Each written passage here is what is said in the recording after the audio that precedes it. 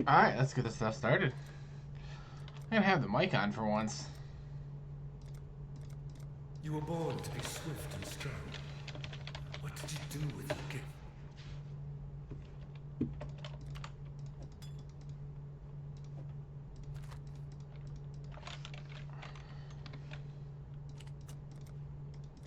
Swift and silent. Alright, so the plan here is to do a flicker strike A10 run. We're going to be using frost blades and spectral throw until about 28. At 28 we'll swap to flicker strike and static strike, and we're using static strike because it's going to help us with the downtimes that flicker has on single, and we can use like intimidating cry for example to help like juice damage, because essentially once you use intimidating cry with static strike you get the full doubling effect as long as you don't overwrite it.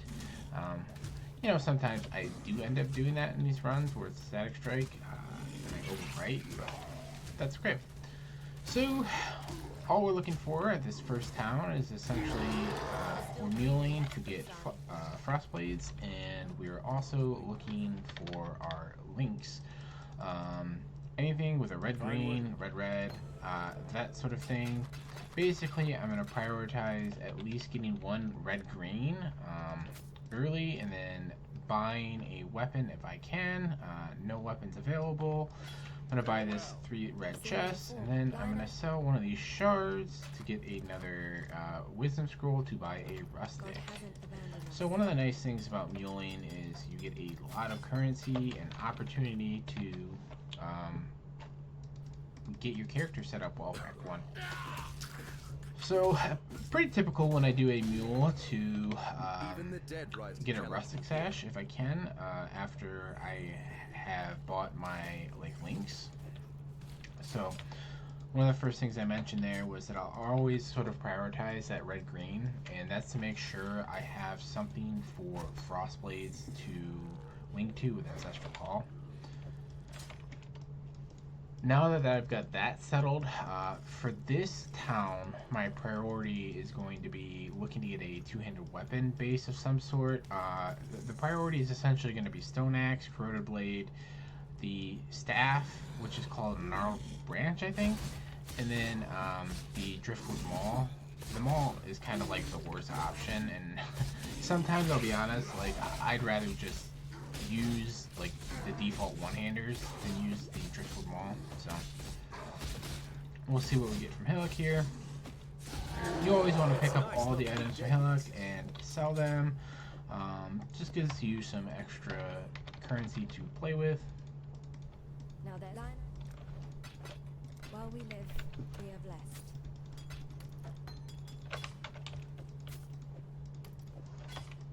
Fine work. Doesn't matter what gem on Duelist you take there. Okay, I can only buy one of those guys, and then I'm gonna pick up this helmet as well. So eventually I'll have Spectral Throw as my single target link but it'll have to do. that I pair with the Frost Blades, and Frost Blades I'll use for clear until we swap later. One of the things with Spectral Throw is it's a pretty good two-link setup where you can just use Spectral Throw and Momentum to juice a lot of damage from it, especially if you can set up the double hits right. Or triple hits, I guess, really is what it is. You're looking for triple hits, not double hits. So that works really well. I prefer having a green-green with Spectral Throw and Momentum for single target, but having a green-red works fine as well. In terms of prioritizing like how I'm going to use my 3-link setup is I'll always put my 3-link, if I only have one 3-link, I'll put that as my single target with Spectral Throw, and then I'll just keep Frost Blades on the 2-link.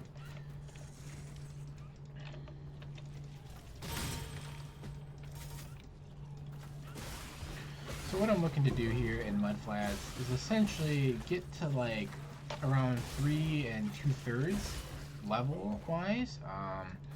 obviously get all the quest items, get through the zone as quickly and as safely as I can. Frostblaze is excellent for clearing the zone. It's probably one of the best skills for it. I'm going to pick up that green for the momentum setup that I was talking about earlier with Spectral Throw. I don't have Spectral Throw right now, but that's for later. What you'll see me do is I'm going to keep that 3 red chests around in my inventory in case I get a different link set up for my Spectral Throw that I can swap into. So you can see here I'm almost 4.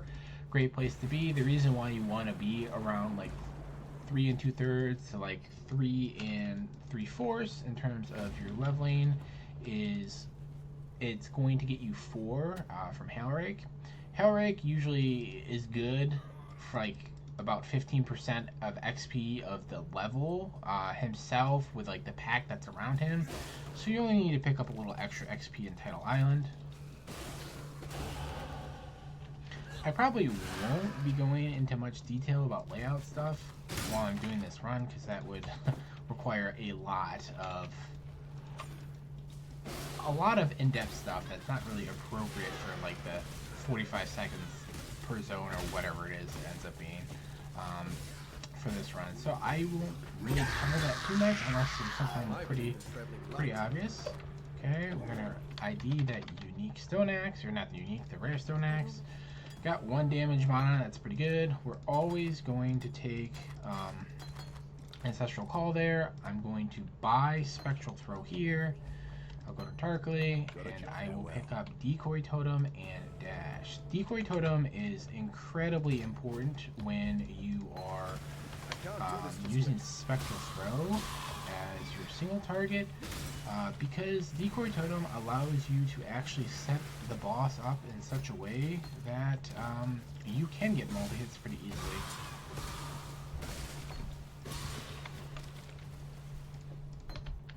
So as I go through Submerge, I'm just going to get all of these things set up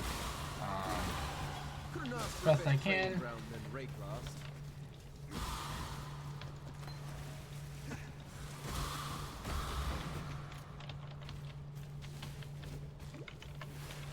So I missed the staircase. It's up here. Couldn't quite see it from where I was. Not really a big deal. You always want to make sure that you turn on attack without moving for Decoy Totem, Spectral Throw, and Ancestral, or Frostblaze, not Ancestral anything.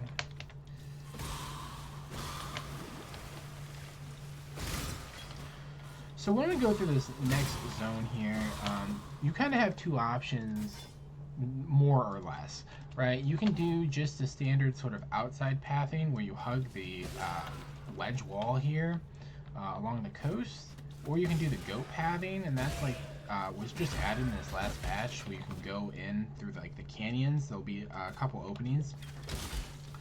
The goat path gives more XP. On Frostblaze, I typically won't do that, simply because Frostblaze is so good at XP in itself already that you don't really need to do the goats. There are other times where you absolutely do need to use like other skills, for example, where you have to do goat pathing because you just won't XP quite enough. And part of it is that Frostblaze just has really good coverage and picks off a lot of like the small little stragglers. What they did when they changed the density, or when they added sort of the goat path essentially to this layout, is they removed like a good amount of the density from ledge, so packs are a little more sporadic. When you go through the goat pathing, there'll be a lot more density, so that's why it ends up being a little better XP. I don't know if they changed the XP value for goats off the top of my head. I haven't actually looked into that, but just generally speaking, the density is way better. So typically you'd like to be around 7 here when you're leaving. I am not even close to that. However, I'm going to XP pretty heavily in ledge here. So that's one adaptation that you can do if you don't do goat pathing, is you just XP more in, or excuse me, climb, not ledge. The risk with that is climb is incredibly spooky with those guys. They have been toning down the damage that the molten shell goats do, but you can see here, one of the fun parts of this zone is pretty much everything stuns you. Fireballs stun you, the fire arrows stun you, so getting a core ring, just that RNG drop right there, you know, that helps bring your stun threshold up a little bit.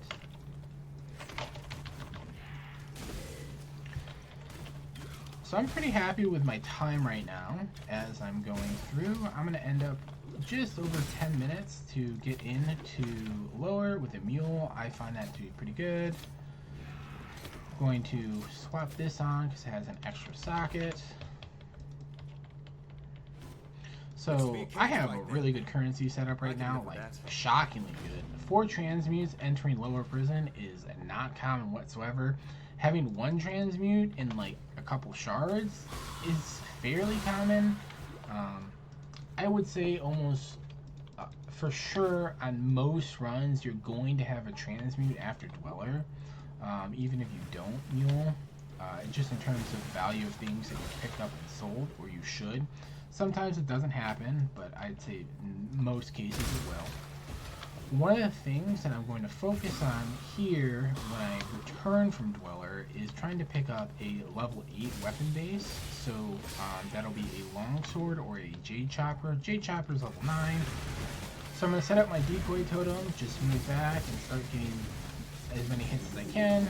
I'll move back, I'll decoy again, and just keep them sort of at my max range as best as possible. You want your spectral throw to kind of stall out just a little bit behind the boss, because that will give you access to the most triple hits. Okay, that's a pretty juiced ring, which is nice. I don't think I really need to buy much here. I just bought the extra extra added fire damage just in case I got some links where I could use it, but otherwise, and I have the transmutes. If you don't have the money for it, not a big deal. So pretty much what I'll always do is I'll use at least one of my transmutes that I get from the Dweller run to buy that level 8, level 9 weapon base, and then I will just use whatever essence I get from Dweller to hopefully get a good weapon.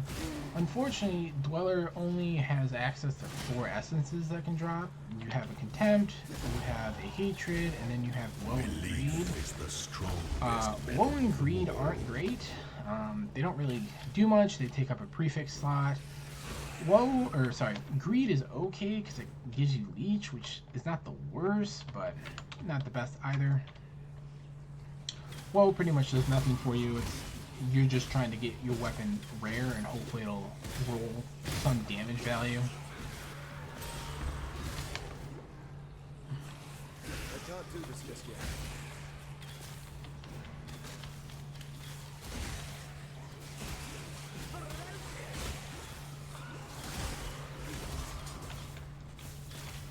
In terms of what I'm looking to do now is I'm just trying to get to level 9. I accidentally sold that chest that I wanted to keep around. That happens from time to time. One of the curses of speedrunning is you kind of get ahead of yourself and trying to go fast, and you know, you make mistakes like that. Kind of got a 3-link to make up for it. However, as I mentioned, I am going to keep a green for my spectral throw. I will prioritize that probably over the green, red. Actually, I bought added fire, so because I have added fire, I'm going to swap that on instead.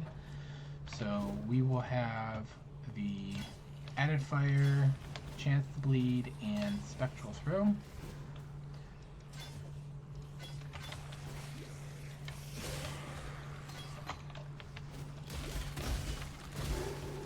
And then what I'm going to do here, because I have a little bit of time, I'm just going to organize my inventory, get things prepped for when I return to town. So I'm going to get my faster attacks in, get leap slam, and then once I have that, I'll just be able to slap my leap slam in and have it already set up to go. So I'm going to do the mana pathing here because I want the 20 int. You can get Frostblink with it, but more importantly, you don't have to worry about any sort of reliance on vendor RNG. So even though it's not super applicable right now, we get the 20 int for like Heralds in Act 2, so I'm already planning on that. And all I do as I fight Brutus here is just set up my totem and just move back and adjust as he comes to fight me. Skill beats. Just pick up Frostblink there, or not Frostblink, Leap Slam, excuse me. Check vendor for links. Don't have anything that I want to pick up in particular. Now, in terms of like how I'm planning my weapons out, typically I like using the level 8 or 9 weapon that I get until the level 17 or level 18 weapons in Act 2. That's why I'm pretty comfortable at essencing them. Obviously, if you find like a rare or blue of those items, you can ID them and see if it's going to be better. The next weapon base set you get is 12 bases and 13 bases. The part of the reason why I like getting the 8 and 9 bases is that for axes, the next base is a wood splitter, and that you can't use until 13, which is a little annoying on Mervale. White fans in Oriath will barely recognize me.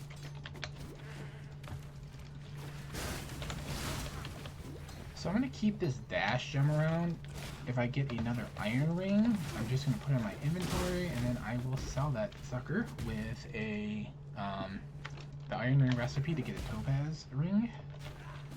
I almost feel sorry for these doomed sea So if you don't feel comfortable doing this pathing up here, where you get the int first, you can absolutely get the health nodes instead and just rely on getting a int amulet from the vendor.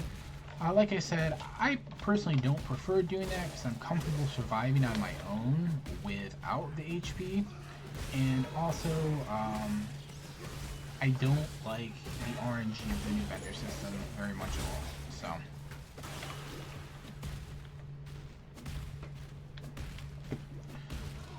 with Ship Graveyard and the change they made in 3.25, you want to put a portal outside of the cave if you can. I actually don't remember if I did here or not. We're going to see in a second. If I didn't, not a big deal. The reason why I put a portal is it's typically faster just to go back through the portal because of where Fairgraves is located. The thing always takes you there. So sometimes it would be faster not to place a portal and just let Fairgraves take you where you're supposed to go. But unless you know like the 15 ship graveyard layouts, it's not worth it to do that gamble. One little neat tip in this zone is you can use a decoy totem to avoid the freeze from her. You just decoy, you let it taunt, and then you go on over. I'm a little annoyed because I was trying to demonstrate that, and I should have picked up that mana flask, and I just totally skipped over it. Not a big deal.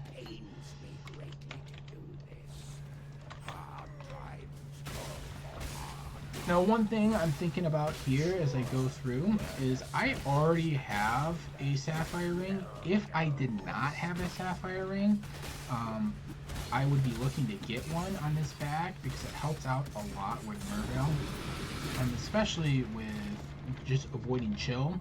One of the things we're looking to do as like a speedrunner is avoid chill effects as much as possible, and avoid damage, avoid dying, all that sort of good stuff. And having a sapphire ring helps on those fronts for Mervale for sure. If you have extra currency and an open, like an open suffix, typically I'll do a fire res craft on it. Just depends on what it's looking for, like. So.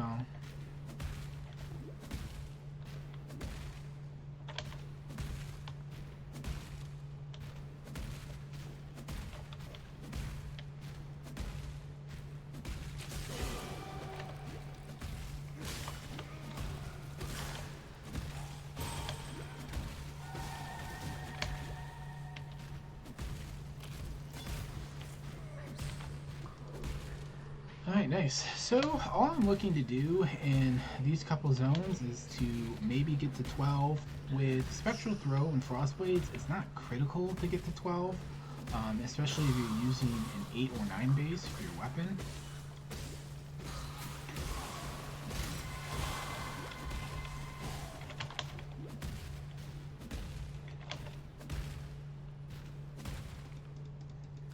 Probably end up around like a 2130 Merval here. Interestingly, one of the biggest challenges in the zone is those explodey squids. It's typically pretty bad for melee classes that use slow two-handers if you don't have any attack speed, because they're able to swarm you and definitely kill you. So that's where that fire res craft I was mentioning earlier like helps. It helps you just in the outset a little bit, avoiding getting like stun locked. Alright, so I'm going to put my decoy totem to the back left there, and then I'm just going to avoid this chill and get my setup. I will follow her with my spectral throws to keep the triple hits going. I'll spectral or decoy away from me and sort of just adjust behind her and just let her keep attacking. This avoids me having to worry about her chill effect, which will slow down my damage. And also, you know, lead to death. Unfortunately, there's not much you can kind of do to avoid the chill effect on this phase.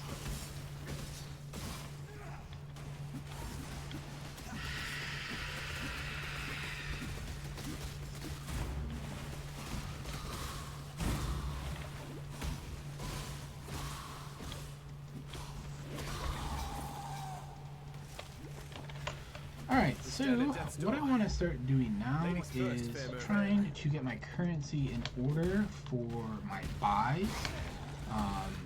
The Act 2 buys are pretty alteration heavy at level 16. Essentially, I want to be picking up 4 gems. One I get from a quest reward. The quest reward I'm always going to take is going to be Poacher's Mark.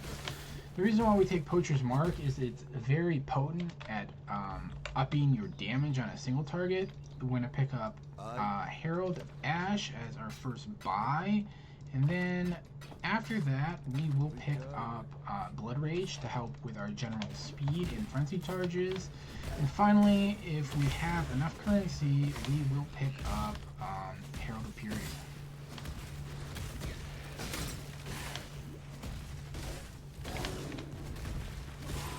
Yeah, for sure. Herald, or not Herald, Poacher's Mark is nuts for anything that multi-hits, and it's also great for sustain.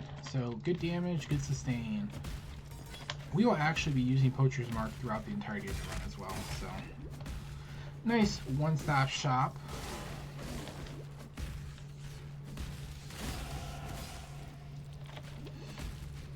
Thank you for the follow, appreciate it.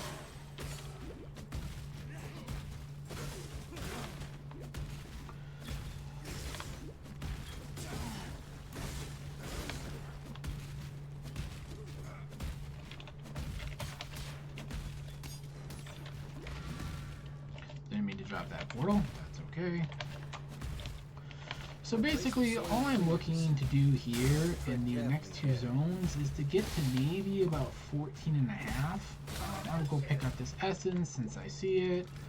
Cool, it's a damage essence, which should be great. I will use that on the 18 base I'll pick up, which will be a 4x.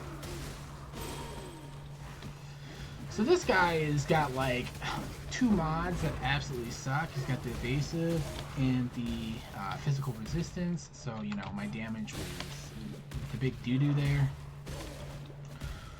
Alright, cool. We've got a 3-link for our Spectral Throw. If I can get a 3-link with a green-green-red, I will always prioritize putting momentum in that link setup. I'm just gonna adjust everything else, and then what I want to do is I have this added fire that's still lingering around. I'm gonna put that with my frost blades, and I'll have chance to bleed on Spectral Throw. The reason why I'm doing this is chance to bleed doesn't really do much with frost blades anymore, because at the start of 325 they removed the flat portion of it. So added fire still has, like, you know, flat, that's all it is. It's just percent as extra fire. So it's going to help Frostblades clear a little bit. And starting in like Act 2 and Act 3, Frostblade starts falling off a little bit for clear. So any extra juice we can get will help. And then Spectral Throw being pure fizz is a little better for chance to bleed. As well as the fact that chance to bleed really is kind of more of a single target gem than a like clear gem in campaign, because when you don't proc a bleed, it does no damage, and you're unlikely to proc a bleed that matters unless you're investing in bleed in campaign. So it's good for single, not great for clear. If you don't have anything else, that's totally fine too. You can put chance to bleed on whatever, anything helps.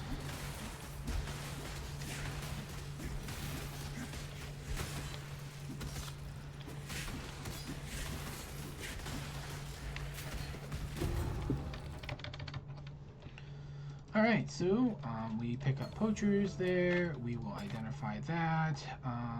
That sucks so much. Alright, so one of the most annoying things as a speedrunner is getting any sort of mana flask that has an instant mod on it, because it totally like tanks the value of the flask itself. I have a lot of transmute shards, so I'm just gonna fix that myself by buying my own mana flask. And then I'll sell this.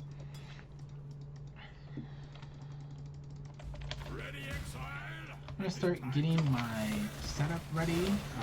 So when I slot my skills in, I'll have everything go where I want them to go. It's a small little optimization tip, right? So when I slot Blood Rage, which would be the first thing I slot, assuming that I have space, and I do, because I have two green sockets that are open, it'll slot right into this F key, which is where I always put my Blood Rage if possible. And then I'll put in my two heralds, which will be on A and D respectively, which I set up here. And then finally, I always put my curses on G, and so that'll slot right in as well once I put poachers marked in. So my XP is a little bit under where I want it to be, not a big deal. The reason why it's not a big deal is when GGG added the skill book to the second level of Fellshrine Ruins, I think that's what the zone's called, right? It really helped smooth out XP issues in Act 2. So Fellshrine itself, this zone kind of sucks for XP, but the crypt, that's what it's called. Both crypt levels are pretty good. The issue with the crypt levels, though, a little bit, is they have these spiders that have a delayed spawn. They're great XP, but they're not always there. So in zones where, you know, we now have to traverse back through the first level of Crypt 1 to get to Crypt 2, we get a little more XP now, which is great, and then Crypt 2 is pretty dense itself, so typically it helps. So part of what I do on my pathing now is, you saw me go after Sins 2 to Western Forest through the Riverways and just get XP. And then once I got to Western Forest, I went back and now I'm doing Fellshrine. So this is going to ensure that I always get to like 16 or 17 before I do my bosses. And I will have access to Heralds and I'll get my skill point. So essentially I'm trying to set myself up to be as powerful as I can before I do any of like the mini bosses in this act. The reason why before we always did Weaver first is that, you know, essentially we just want it for the XP, and that zone in pathing in particular was the most XP efficient that we had.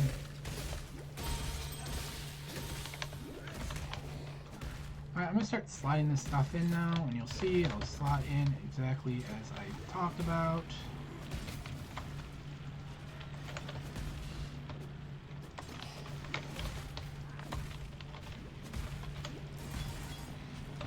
One concern I do have right now is looking at my gear and stuff, is I need to start looking for health flasks. I still only have 2 mediums. Fortunately, Poachers is pretty good at staining, so it's not a super big concern. On other classes, I absolutely would be looking for health flask already. The other big thing I'll be looking for is once I go back to base to get my skill point, I will do a vendor check for a 18 base of the pole-axe. I have that essence that I'll be able to use on it, so hopefully we'll get a good weapon.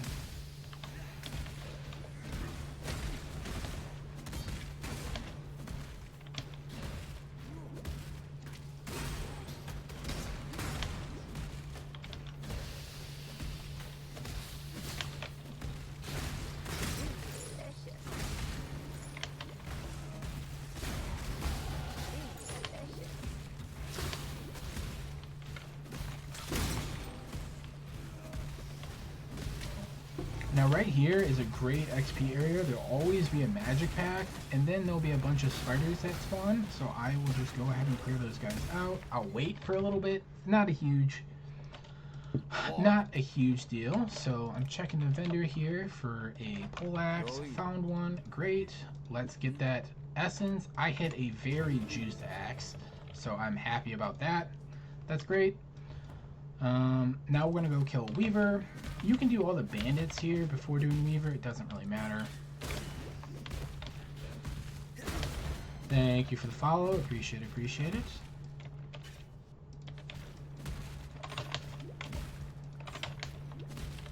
Now I want to talk about my tree pathing a little bit here. You'll see that I'm not going for PT right away. And part of that is that I want to Flicker Strike as early as I feel is reasonable. And to do that, you have to go get Tribal Fury for melee splash. So that's why we path to the left, but we're going to use axes because we have a node down there called Fellow of Foes, I think, which we can do the mastery for. That'll give us 2 rage on hit, which will eventually give us 30 attack damage if we're at full rage, which is a pretty nice equivalent to precise technique on single target scenarios. So again, I always want to be adjusting my position when I've got my single target set up to try and get enough distance, use my decoy to help manage that. For anyone wondering, we want to hit 22 by the end of this act if we can, because that'll get us the rage mastery for the axe.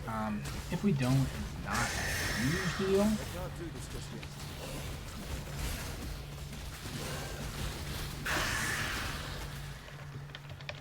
Alright, well, we went from having no flask to having giga flask, so that's a good thing. What do you want?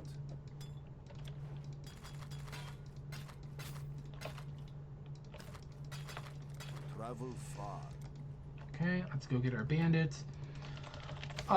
In terms of the gem that you get from 18, I probably should have went and picked that up, just overlooked that here. You have a couple options. Typically what I like doing is I like picking up Cruelty instead of any of the other gems. I will buy some of the Act 2 level 18 support gems later.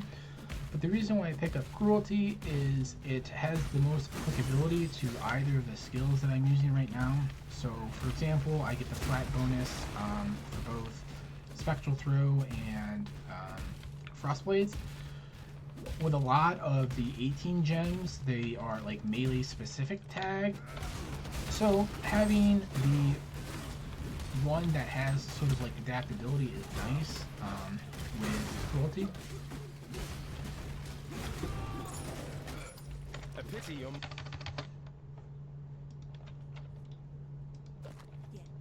and me. Okay, we got Cruelty there. Keep your Do a quick sell again. Probably didn't need to sell so soon after the first one. Didn't even sell everything.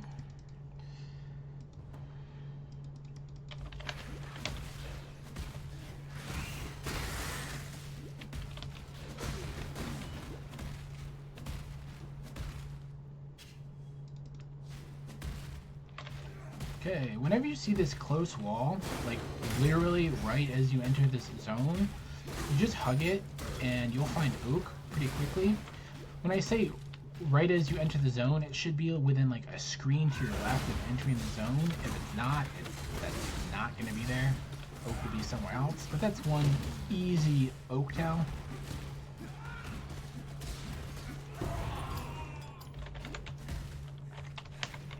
Well fought, Oak. A shame we have only the trees for audience. So I have like a glut of transmutes right now. What I'm going to do with one of those is I'm going to sell it at least, and get some extra wisdoms to have some stuff to identify or buy things with. In particular, I'm looking to buy a res ring to replace the core ring that I have. And I'm also going to be looking to get at least one res craft on my gear. So if I can only get a fire ring, I will craft lightning. If I can only get a lightning ring, I will craft fire. Typically, what will end up happening in my builds is I'll pretty consistently have a topaz and a sapphire with double crafted fire before I enter the Valve runes. And the reason for that is there's a ton of fire damage in that zone, and you know, if you're trying to go deathless or avoid dying to certain things, it always helps to have that fire res. Then I help Alira because typically it just makes things way comfier for speedrun purposes. Even for like league start scenarios, I will almost always help Alira pretty much on everything. So some cases I don't, but most I do. Okay, so I need to sell these shards to get this ring. There is this one here that had the cold res available already on it. I'm going to avoid buying that one because I need some sort of fire res. The other thing that I forgot to do is I wanted to buy some gems here now. So I'm going to buy the gems that I need later and get them leveling up. So I'm going to buy Static Strike, Flicker Strike, and Intimidating Cry. You can also buy Precision here. Typically, I don't need to. The reason why you would need Precision eventually is because we will be going PT. But PT doesn't happen until like Act 4, Act 5. Alright, so I'm level 18 in here, which is a good level to be for this zone. I mentioned earlier that my goal was to get to 22 at the end of this so I can get the Rage Mastery for Vol Oversoul. As a result of that, I'm going to be XPing kind of heavily in here.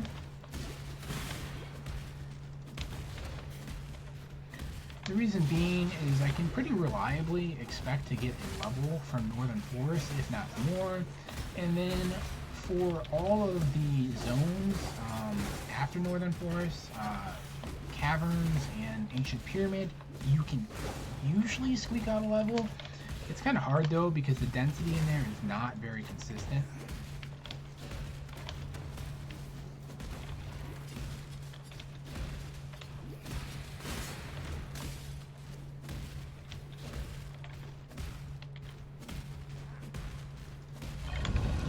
Let's swap Cruelty in place of the Chance to Bleed here. Will this gun be good? So you can use Thunder if you want. I just, because I'm going to transition this into a strike setup, I prefer just playing strikes ahead of time.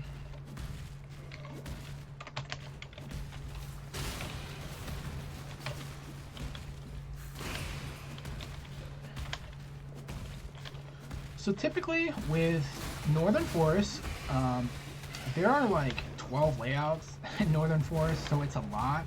The best way to actually navigate Northern is to hug this left wall here and follow it up instead of trying to go along the coastline, because there's only 3 layouts that let you go along the coastline that are like open, maybe 4, but the vast majority of layouts require you to like pass through that left wall because the coastline will be like, closed off. So it's just easier to hug left in Northern.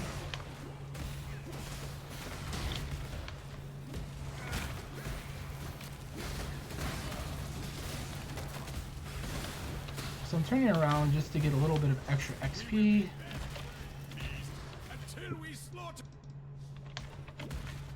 It's unlikely that I'm going to get 22 just based on where my XP is at here and how many like areas that I have left to XP in.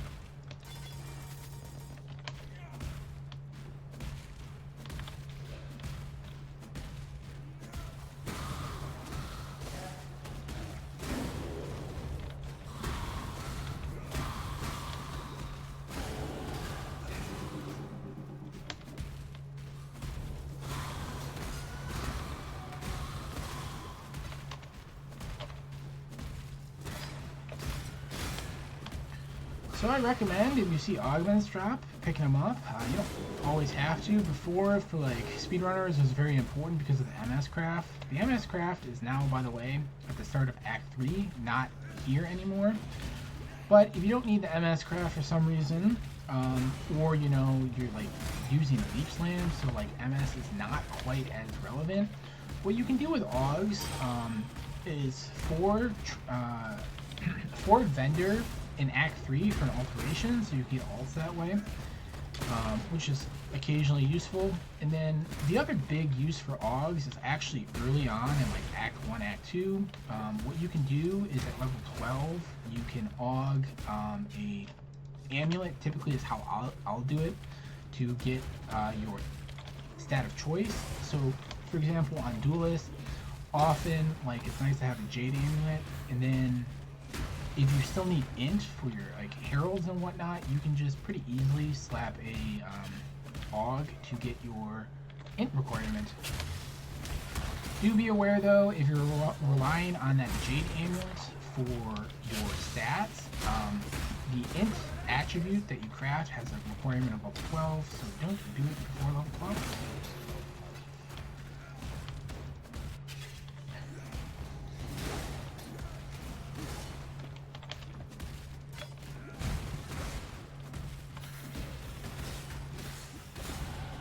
Alright, we actually did hit level 22.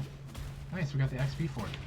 So we will get our Rage Mastery here. This will give us some damage, which is great.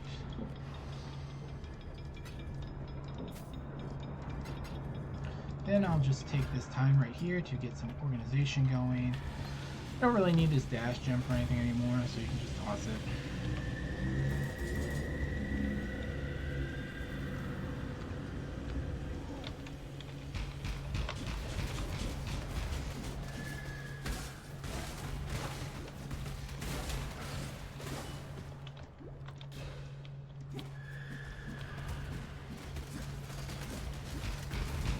So one of the things you kind of want to avoid that I just did there is I stood right behind my decoy totem when I had my like setup going for my single target.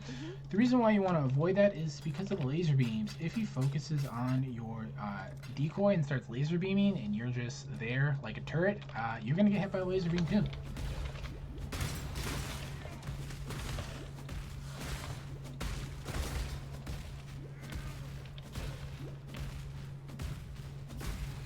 So because my poleaxe is so good, I'm not going to bother with the 23 base, which is the double axe here, which is why I didn't pick up the double axe that dropped before. I will be trying to craft on a gilded axe or a shadow axe, which is the 28 and 33 bases respectively.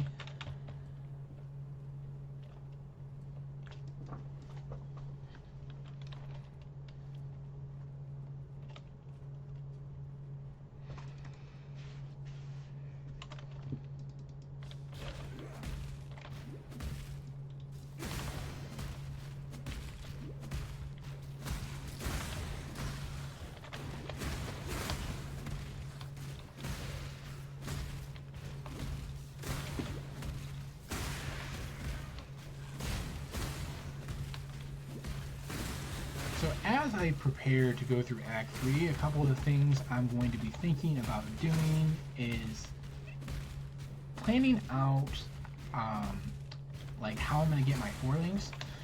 So with my 4-links, I'm essentially going to check the vendor when I return the bus quest from sewers, and then I will check the vendor after Piety for sure, and then maybe one more time. It doesn't have a 4-link, not a big deal. Obviously, it would be ideal to get multiple 4-links.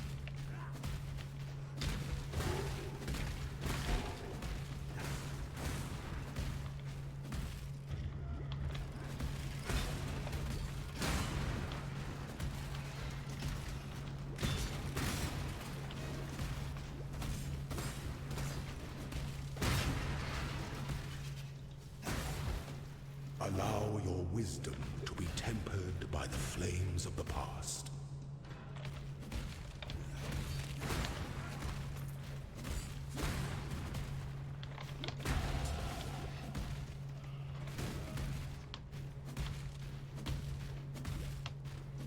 That somber expression doesn't become those fetching features at all. Cheer up and dance with me. So my plan is to go Flicker Strike after I get my first Ascendancy, which is typically after I'll kill Piety in this act. I'll be level 28 by that time. To hit the things that I need to make Flicker work, I'm going to sort of run a little risky on health. You might not be recommended if you're not super experienced with speedrunning campaign stuff. So I'm going to path towards Tribal Fury and its mastery as soon as I can. After I get Tribal Fury, I'm going to start investing in some health because I am pretty heavily invested right now into damage.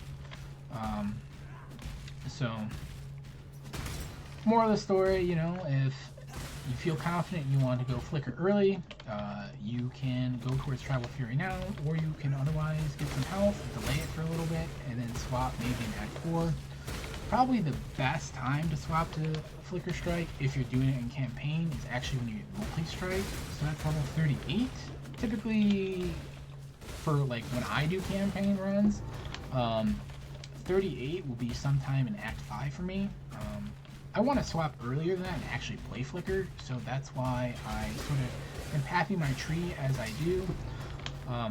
So the two big conditions for swapping to Flicker here are the fact that I want Tribal Fury, and then I want the first Slayer Ascendancy, which is the one that has like strike range, more area of effect, and accuracy rating. I forget what it's called, like impacts or something. Not 100% sure. That's the one we get, and once we get that, that's when we'll have our swap going. The other thing is, as I'm doing a swap, I want to start planning for what I'm doing with that swap. So I've got 2 3 links right now. One is a green green red, and the other is a red red green. I'm going to have another single target skill besides Flicker. Flicker works fantastically for clear and campaign. Obviously, without consistent rage gen, it is not so great for single target because you end up with dead periods, so that's why we need a secondary single target skill. We use Static Strike because Static Strike allows us to weave in attacks and still have a lingering damage effect going. And typically we'll get 1 or 2 Static Strike attacks off, and then we'll be able to Flicker again, and that's sort of the pattern, so that's how you weave those. I was talking about my links, I'll go back to that. So I've got a green, green, red, and I've got a red, red, green. What I'm going to do with that as I plan right now is for Static Strike, I'm going to put in the red, red, green, and I'm going to have Static Strike, like added fire or something similar to that, and then I'm going to buy a close combat gem. I also have the green, green, red, and what I'm going to do with the green, green, red is do Flicker Strike, close combat, so I actually need to go back and buy 2 close combats from Act 2, and then I will put another red gem in. In this case, it will probably be added fire. I said added fire for Static Strike, but I would put Cruelty with Static Strike instead. And the reason being for that is it's just added fire is a little bit better of a damage multiplier than Cruelty is. Okay, so this should be all the way to the right, so I'm going the wrong way.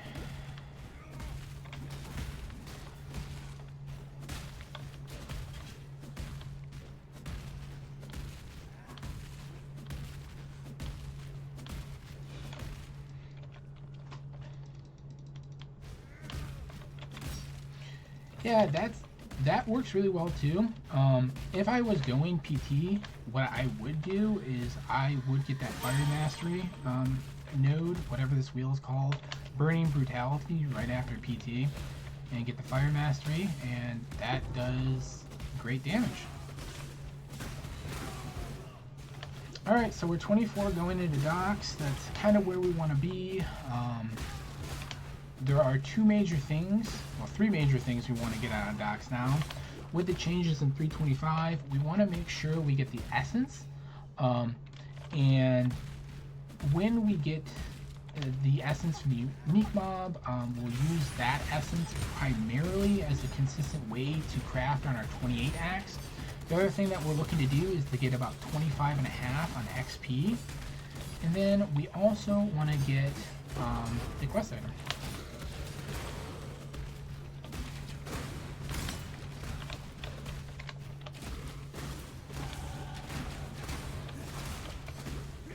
So there are 3 layouts and docks. I can talk about this real quick. The quest item generation is totally random versus what docks it's going to be on. The reason why I mention it is this is actually my favorite docks layout here.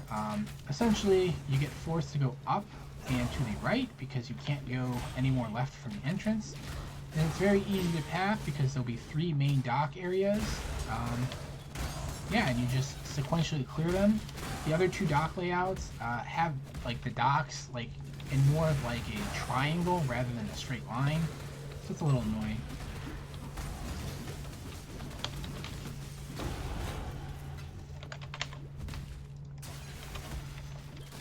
Alright, cool. So I got everything I wanted, got 26, got, which is more XP than I initially wanted. I'm going to check here for 4-link again. This is actually not my 4-link Regex, which is okay. I'm going to get my 4L Regex right now. I have it as a chat command.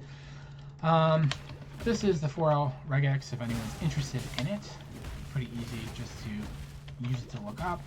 A more customized version of that's like the lazy version. A more customized version is having it search for 4 links and 4 sockets. The reason why you do that is any spare fusings that you get on a good base for a 4-link, you can just use the fusing, and hopefully you have a fusing of truth to get you a 4-link. Doesn't always happen, but you know, that's what it is.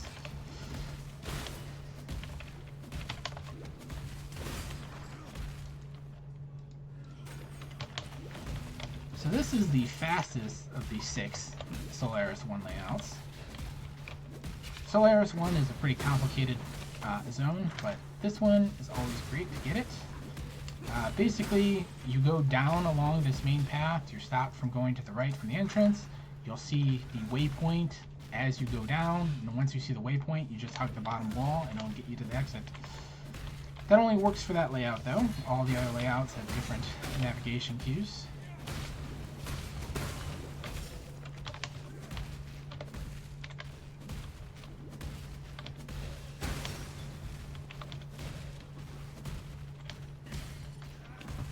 So one of the things I should have been checking the vendor for was for a Gilded Axe, because I do want to try and get an essence on a Gilded Axe. I didn't check the last couple times I was there. Around 24 is when Gilded Axes will start appearing. They might appear a little earlier at 23, but the way the vendor system works, I'm pretty sure it's items that have plus or minus like 5 drop levels from like what your current level is will show up on the vendor. They want the twist. Oop. We're gonna put that on later. Goodbye.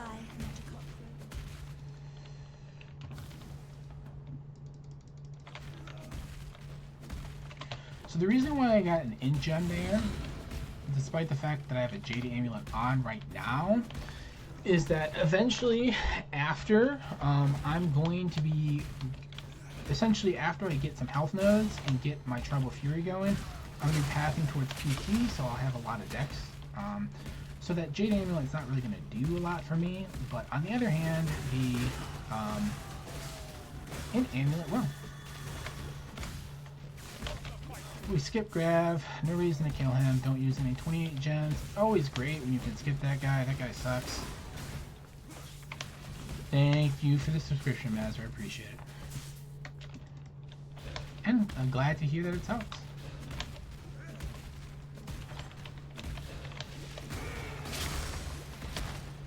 So goals for this zone is really getting through most of 26 to 27. Ideally, I'd like to be 28 by the time that I kill Piety. With how my XP currently is, it will probably be 28 by then. So.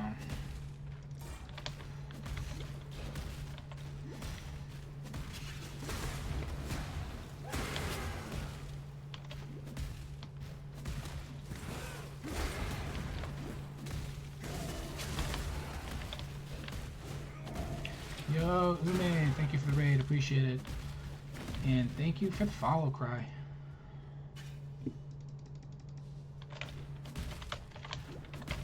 Alright, so we have our Let's see if the sick witch is in. Tribal Fury and our Strike Mastery, which means the only thing we are waiting on now for Flicker Strike is our Ascendancy.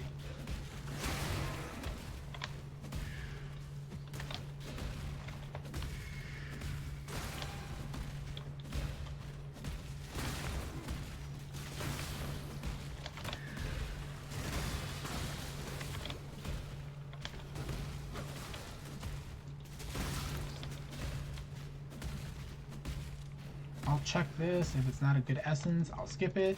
That's a great essence.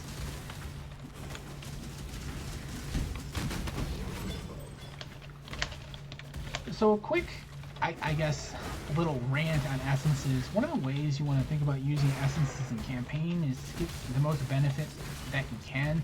Obviously, they can always be used to up an item to a rare no matter what. But you kind of want to be strategic about what essences you use on what.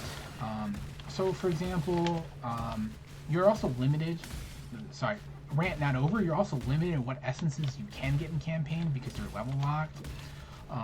Like the types, so for example, like you won't get essences of zeal until much later in the campaign, if at all.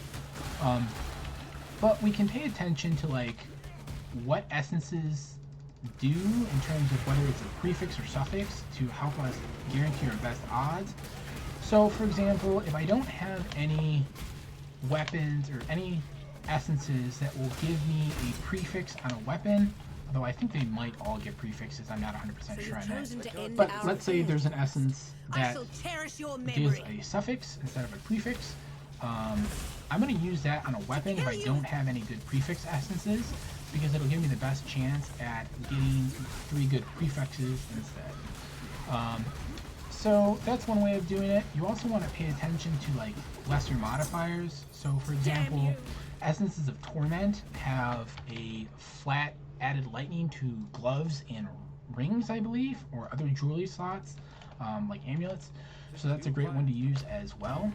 Now you must live. Oh, that's a pretty nice ring. Wherever he is. Corrupted, huh? I'm sure Tolman knows. Okay, cool. So basically all I did there with that ring is just figure out the best way to balance my res as much as possible.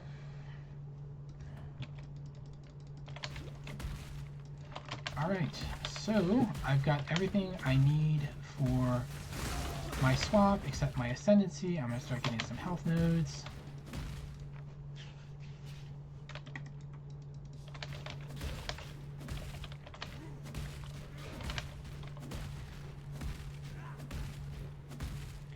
Another thing, I guess, about essences, since we're talking about it, often I find it best when, you know, you have like a low-level Whispering of Contempt, which is like the first tier of it, and you have like a later base, like a much later base, like, I don't know, a Timber Axe, which is a 41 base. Instead of using that low-level Contempt, even though it has flat added fizz on it, to use some other essence instead, because you sort of screw one of the best rolls that you can get flat added on a higher base with a crap essence. So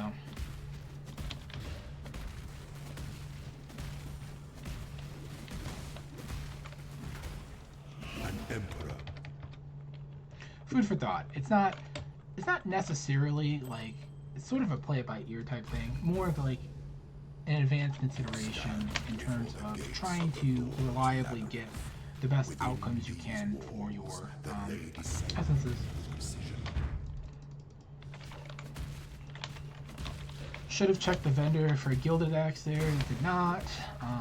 I probably won't be punished for it, since my pole axe is pretty good, but I definitely should do it before going on to Dominance. If I remember, I will also check for 4 links again. In terms of doing lab, I would recommend almost always doing lab in Act 3 after doing piety. Most builds should be able to handle it, get the ascendancy power spike. You can absolutely do an Act 4 if you don't feel comfortable. That's not a big deal. It's just helpful to have a consistent process through what you go through.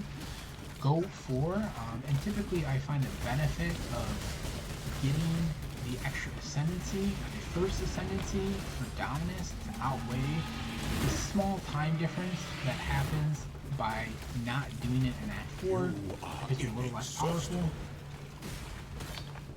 This empire remains. Sometimes your first ascendancy node doesn't do anything. Like, let's say for example you're playing RF Chief and you get the resist node first. You know, you don't have to do lab in Act 3. It doesn't really matter.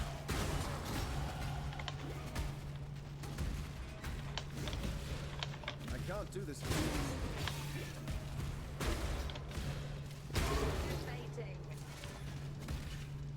When the time comes to strike, an emperor strikes without hesitation.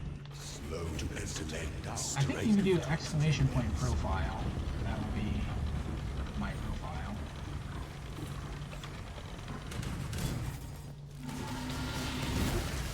Stay the course.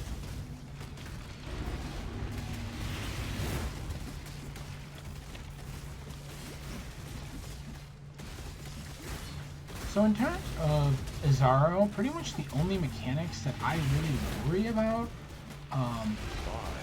like in terms of interrupting them, for example, is gargoyles. Like, I will definitely kill like 1 or 2 gargoyles every single time because gargoyles are absolutely cracked. And if you're on low HP, like I am, you know, I don't have a ton of HP right now for Act 3. I'm doing lab. Gargoyles will ruin your day.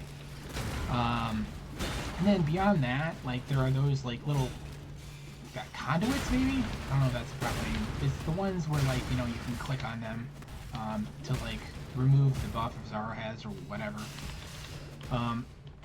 So not the charges one, the conduits, so I'll click on those guys too. But those ones are just more of a convenience thing than anything. I don't really worry so much about the amount of keys that Azaro is going to give me one way or another. The one that's actually definitely beneficial to keep going is portals.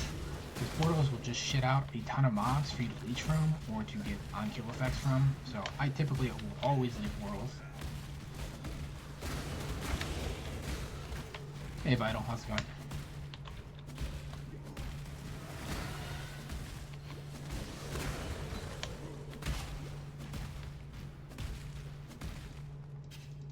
An aspirant can afford to be promising. An emperor, our throne is the most devious trap of them all. I will try and find whatever my profile is a little later and get it to Craig. I think the issue is I never updated my command to have the like discriminator name, like numbers or whatever the hell they're called. And I don't know those off the top of my head for mine.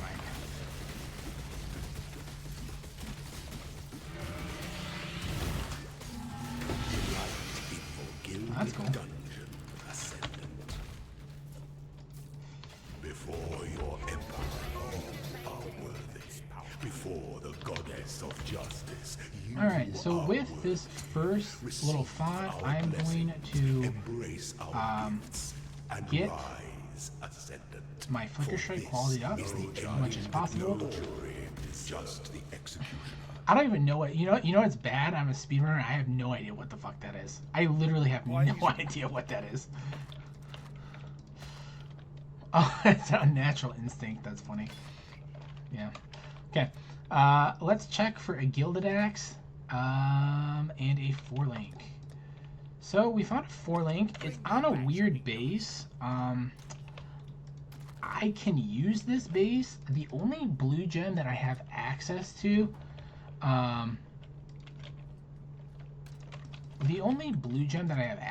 reasonably is Fizz the Lightning, so I guess we're just gonna rip a Fizz the Lightning.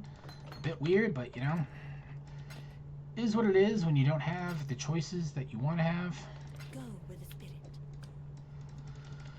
Alright, and now we are going to get our Flicker Strike setup rolling. So we'll do Flicker, Close Combat, we'll take added fire, and we'll do Fizz to Lightning. Okay, attack without moving. And then we will do on our Static Link, Static Strike, Close Combat, and Cruelty. And finally, we need to get Intimidating Cry, which I may not have. I do have it. Cool. So we are all set up. Now, one of the things that's a little annoying about this setup with Static Strike and Intimidating Cry is that, and Flicker Strike, excuse me, is that what's going to happen is you have to weave your attacks properly, and sometimes you'll overwrite Static Strike. The reason why we use Static Strike is because it snapshots with Intimidating Cry and it leaves that lingering effect. So we can essentially double up on damage with the use of Static Strike, leaving it when we can't flicker on single target scenarios, and then going back to flickering with it still up.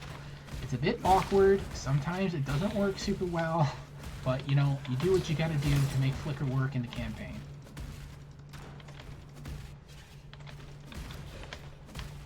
Yeah, essentially, we're using Fizz the Lightning here solely because I have a fourth link that's blue, and Duelist has no good access to any blue gems outside of Fizz the Lightning and like Trinity, and I can't use Trinity.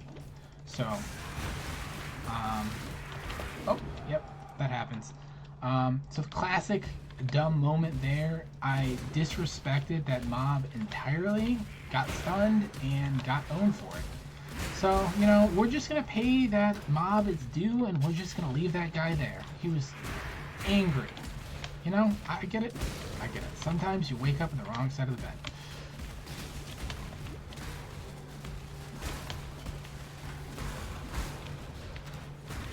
Yeah, definitely do not do that.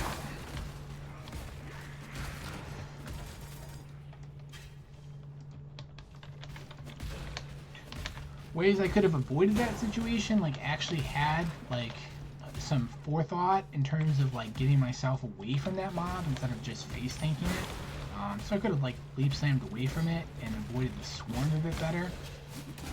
Would have helped. I think it's time to shed the green coat. It's a little tight around the collar.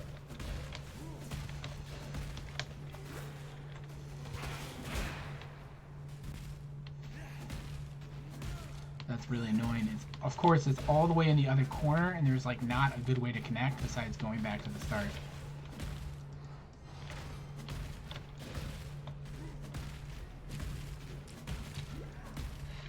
You'll notice that I'm not using Frostblink right now, and part of the reason for that is that one, talking while doing this run is making cognitive overload, so it's going to be hard for me to fit that skill in, even though I've used it a ton of times. And two, I don't have the gem socket. If you did have the gem socket, using Frostblink here would be great, because Frostblink with Leaf Slam helps you animation cancel a little bit, which will get you going a little faster.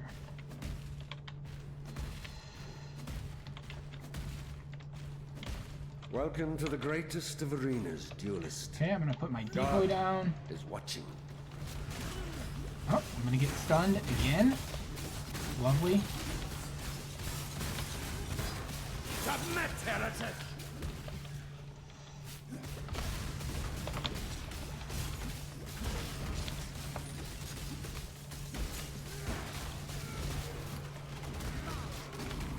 Probably won't talk much during Have you ever bosses seen the with true the face double of setup God going, just exile? because like my brain is already... Of God! Nope, get the fuck out of there. So that was greedy. One of the things that happened there was I did my war cry, and then I did the slow ass animation from Static Strike, and I almost got punished super hard. This world is an illusion, exile.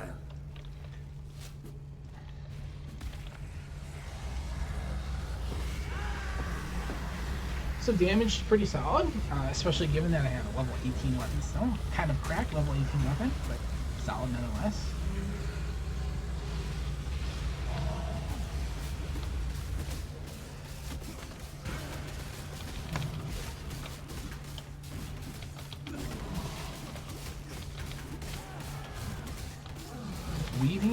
lot better once you have multi-strike because you'll actually stay in your animation a lot longer, which is nice. It's a little annoying at first though, obviously.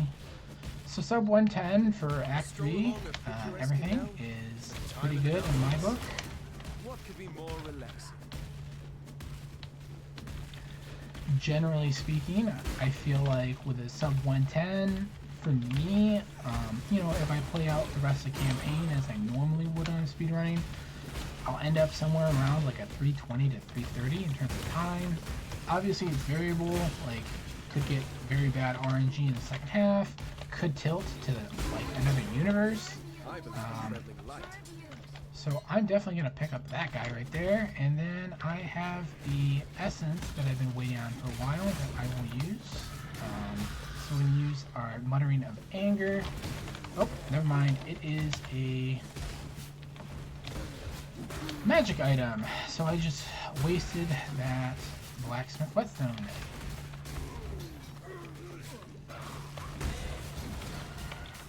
I should be flickering right now, but I'm focused on doing my inventory management instead.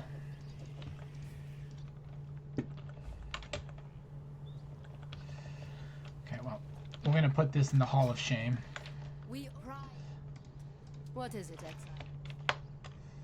Okay, we have a gilded. Unfortunately, it's a magic gilded. That's not going to do us any good. I'm watching you. No other forlings available.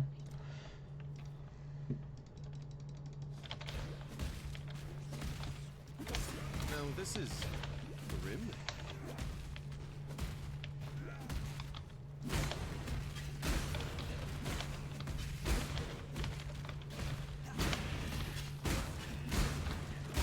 Generally speaking, what I'm looking to do in this zone is to leave at like over 30 and a half usually. Right now I'm 31, so that's pretty good. Recently, I've been trying to get 31 in the zone because it just makes the rest of XP in this act a bit better. This is especially important if you do an early lab like I did, because it will help smooth out your XP a little better. If you're used to doing your lab in Act 4, you're going to want to XP a little more in Dry Lake, because with doing your lab in Act 3, you're going to lose out on a fair amount of XP you'd otherwise have. Alright, let's just start getting rid of some of this shit. Okay, we're not going to use that one.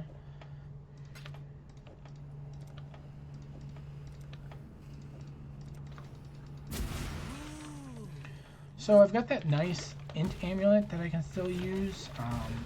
Hopefully we'll have enough dex. Nope. So I, again, disrespected the mobs there. The scream bats here are very, very likely to stun you, and the rock throwers as well. So, you know, would recommend paying attention in this zone. Good for your sanity and safety. Alright, so we got another Shadow Axe. This one is a non-magic Shadow Axe, so we're going to go ahead and essence it. We hit two good mods. The bats do shock, so that's also a danger ramp as well. Thank you for pointing that out. And so we got an open prefix still. So that Shadow Axe is going to be a Yuka Shadow Axe, because what we'll do is we'll craft flat fizz on that. So we'll have a 3 damage prefix Shadow Axe, which would be nice because that'll essentially get us through Act 4 and Act 5. I'm pretty sure the quest point is in the very bottom left corner of the map, so I will have to go back and get that.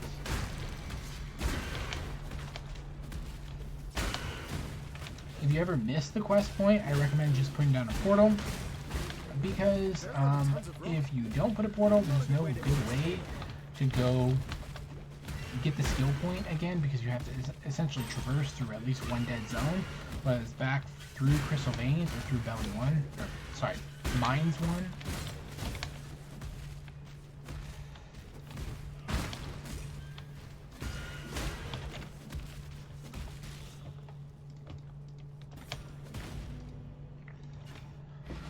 So I'll go back and do that right now before I forget.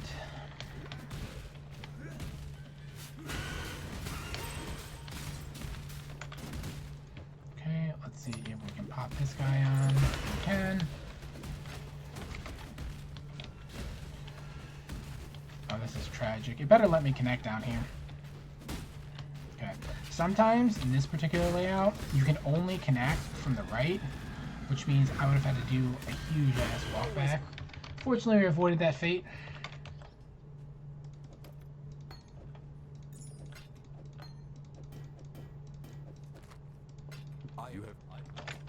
Of course.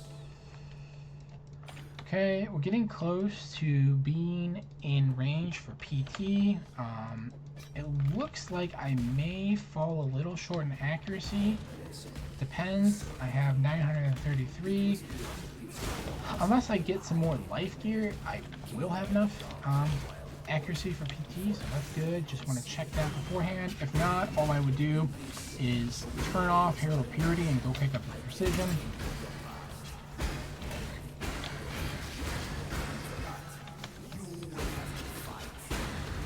Eventually, the Herald of Purity that I have on will be dropped entirely. In the second half, it'll probably turn to Flesh and Stone. And the reason why it turns to Flesh and Stone is I will use the defensive component of Flesh and Stone primarily to ensure that I don't die in the second half, because the monster damage in the second half really starts ramping up.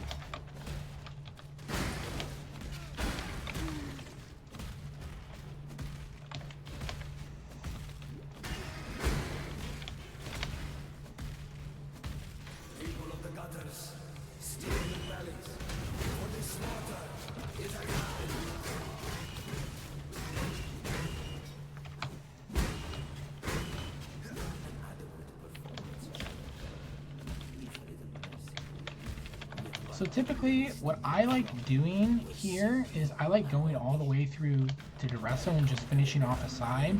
What you can do instead, if you feel a little low on XP, like, you know, you're level 31 still, is you actually want to go back out to Belly and then go into Cones instead, and then you'll just go straight and do Cones, and then you'll come back and do this zone. And the reason why you do that is essentially to help fix or mitigate XP issues.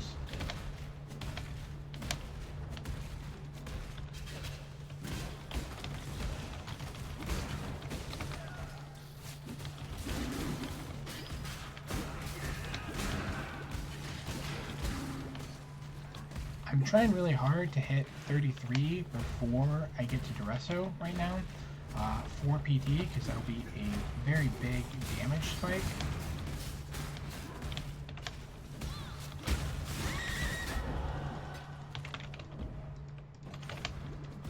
Okay, PT acquired. New axe acquired, which is probably even bigger than PT, to be honest.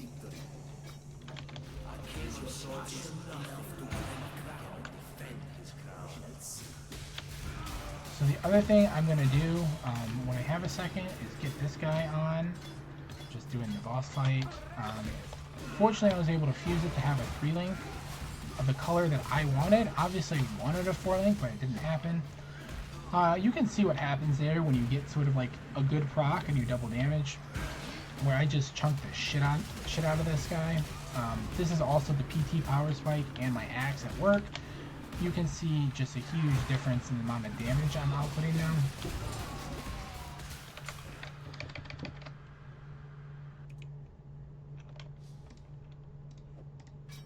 Okay, we'll get a flat Fizzcraft going.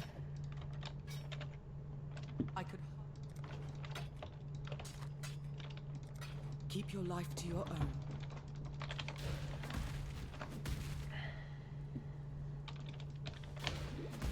Alright, cool. Now the next big target is essentially trying to get to around 35 by the time we do Piety / we're in the harvest area. Combs is typically really good for XP for both of them.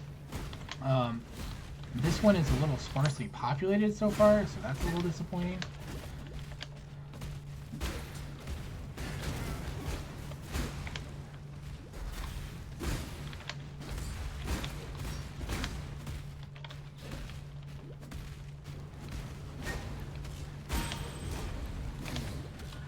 I am absolutely not going to touch that essence with a 10-foot pole. Wrath is a good essence to get. However, once that ghost hit it, that's like a no, because that ghost just makes the encounter way harder. I have a lot of essences already. And elks. I have more elks than I've ever seen in campaign, to be honest, right now. Which is kind of nice. 5 is not typical for the amount of elks that you would have by this point. Typically, you might have 1, or you might have like components to get you 1 in your inventory.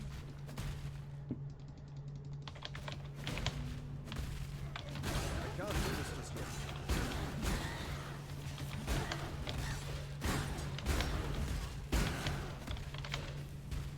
So here's a little tip.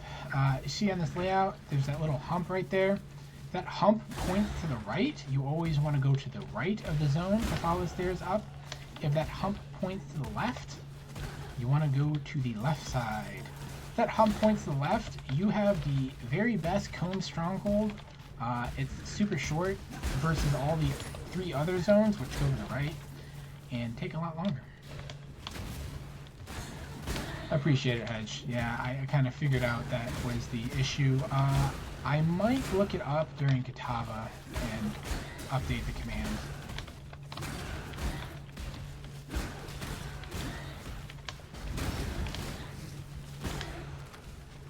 Alright, so now that I have PT, I have a decent amount of accuracy with the new axe. I've got about a 200 plus health window. I've got 2 options what I can do for my next pathing points. I can go towards Burning Brutality to get more damage, or I can pick up some health nodes. You have a couple options on the health nodes that you take. What I'm going to do is I'm actually going to spec these guys so I can unspec these 2 nodes, which I will later spec into more damage nodes. Just a like cheeky little way to get a little bit extra health. And then I will get the bigger nodes later. Or I can even respec those guys into more health if I feel like I need it.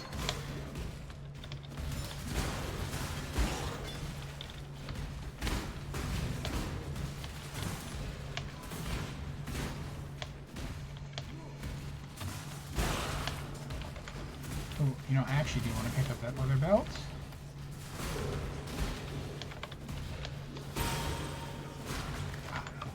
I don't want this leather belt.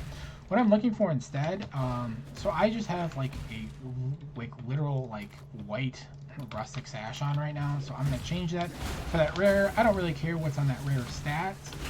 Eventually I'm gonna be looking for a heavy belt, and the reason why I want to get a heavy belt is I might have some attribute issues with strength, because I'm going to be on the left side of the, or the right side of the tree for a while with dex nodes. And occasionally you can end up in a strength desert over there, so I'm just going to make sure that I get those nodes going. Or get the heavy belt to avoid any attribute issues. So one of the things I'm always thinking about during my runs is not getting an attribute like locked. So I pay attention to what gear has like attribute rules on it.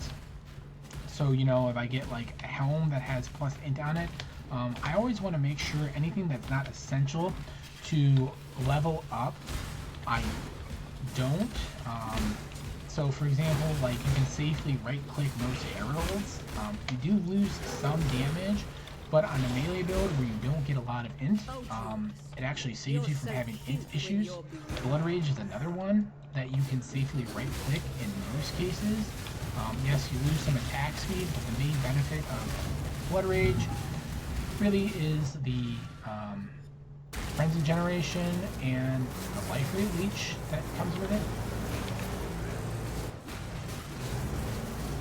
By the way, doing Flicker Strike on Piety, be extremely careful because she hits like an absolute truck. So Replica, the reason why I end up getting Burning Brutality first is you get a cracked amount of damage from the mastery.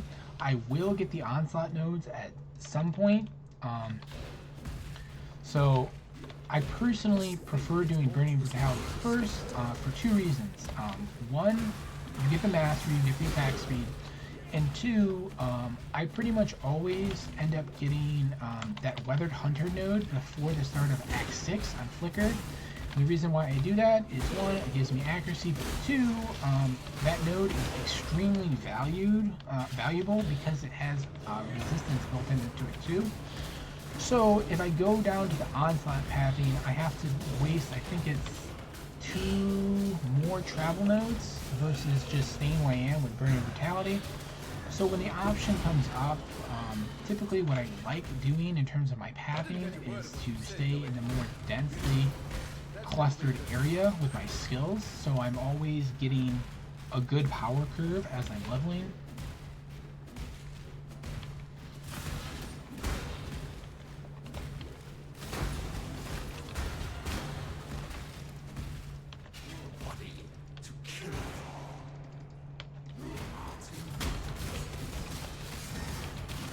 Another way of phrasing what I was getting at is if I go the onslaught nodes right now, it's going to delay the point at which I can get those res nodes for Act 6 by 3 passive points, which means I won't be able to get them before Act 6 almost certainly.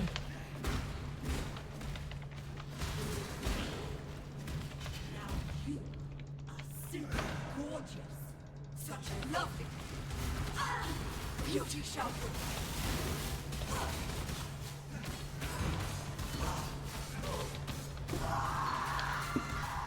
So one of the things that I'm going to be looking to get still is some more 4-links or better colored 4-links. I'm not really going to be able to do anything to make my helm better colors probably. I don't have a lot of chrome. It's on a, green blue hybrid base. So the best thing I could do is try to find a different this world might be bathed in glory. Now, exile! I want something that's essentially going to be easy for me to have 2 red links on and a green link, at least 1 green link. I don't care what the last link is, really. What I'm looking to do in Act 6 is get Fortify on my Flicker Strike, so I have some sort of Fortify generation. You can pick up Fortify on Tree, and I do that on some builds. The reason why I don't on this build is this build's kind of like point heavy where you want to be. So as a result of that, I find it better not to waste the 5 points to get the Fortify mastery. Now, let us see Appreciate the follow life. Understand what it means to be Nightmare.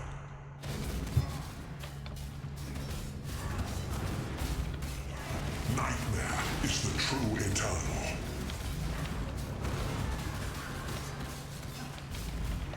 Accept the gift of immortality.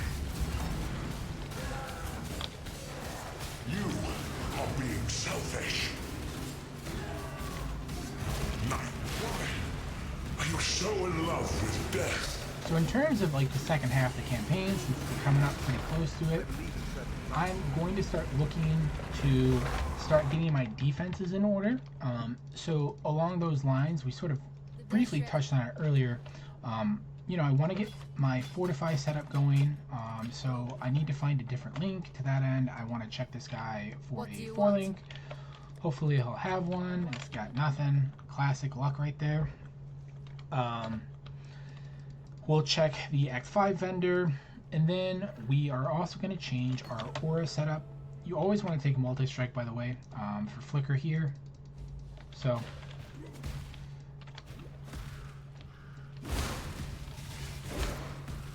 yeah, I can do that. Give me a second. I will do that in the next load screen.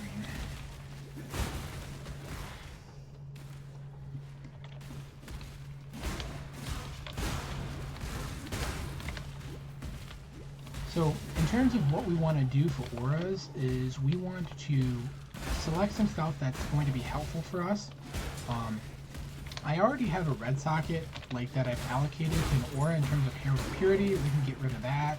And we're going to put instead Herald or Flesh and Stone there, and we'll primarily have it on Sand Stance.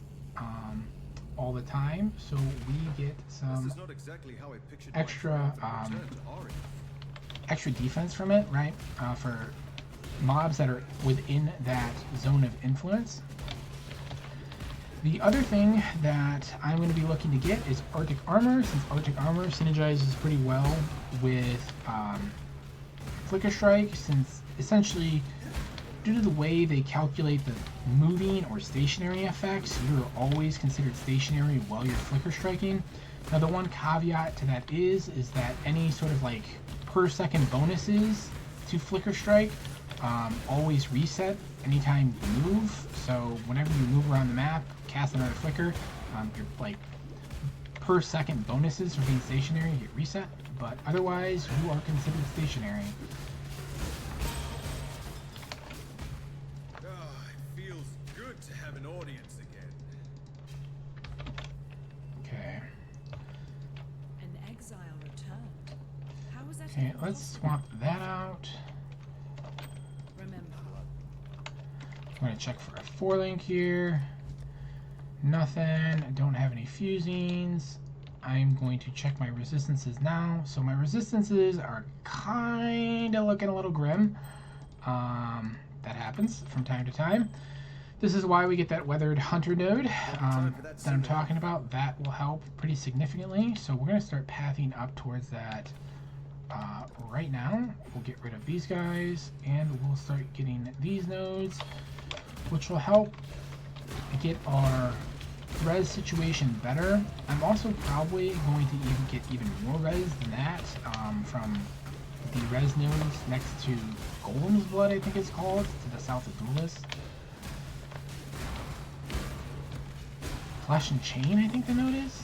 Not 100% sure on that, but sounds right.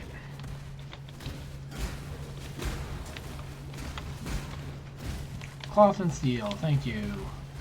That's what it is.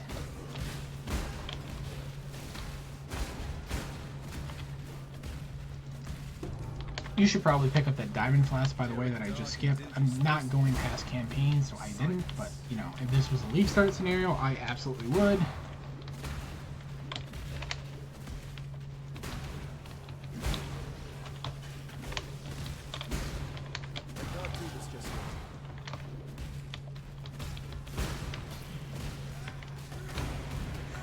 So Intimidating Cry to start off, and then once I get my Intimidating Cry, I Static Strike, let the boosted Static Strike run, and then I Flicker.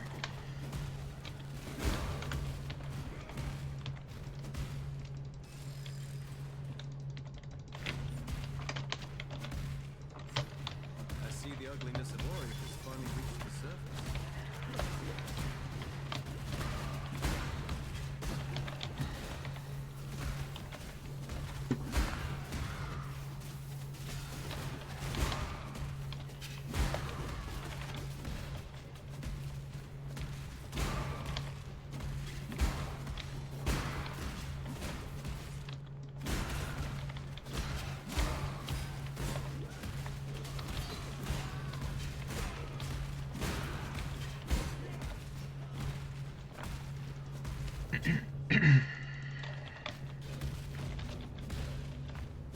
I should think of something flashy to say to the judges next time. So typically, while I speedrun a campaign, I don't use Delirium Mirrors at all. You can for extra currency or whatever. The reason why I don't is typically I like trying to do my runs with low deaths, if at all possible, and Delirium is a good way to die.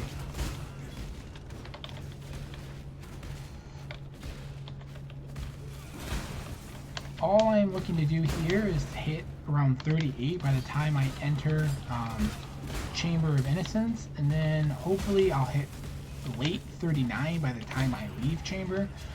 So I'm going to clear pretty heavily in both zones. I might not get to 38 here just because of where the mobs were. It happens. Usually the zone's a lot more densely packed than what we ran into just there.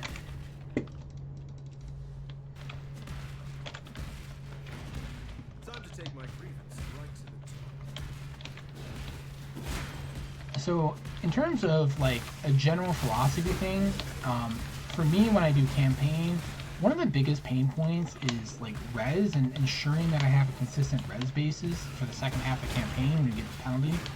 To that end, like, you know, some principles that I like adhering to is I like always going with a Lyra. I like getting at least one res node on tree, sometimes two, depending on how dire my res situation is on my gear. This just ensures that you have consistency. The other option is that you can just use purity of elements if you need to, like if you're really in a disparaged spot for res at the start of Act 6. Not that big of a deal, and then once you get it fixed with the currency and better crafts you get in Act 6 from the prison trial, you can, you know, get your res fixed, swap it out, and turn off purity of elements.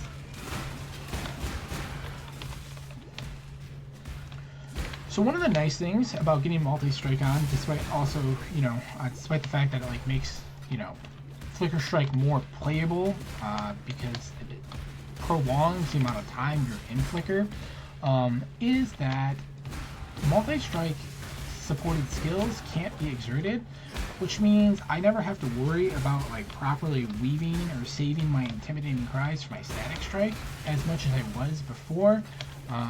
Since the only other skill that I have that'll eat up and exert is Leap Slam, and I probably won't be Leap Slamming a super ton around on a boss once I've just Warcried, so I should have double damage on Static Strike through Intimidating Shout pretty often. Alright, let's start getting some more damage nodes. I can't do this way.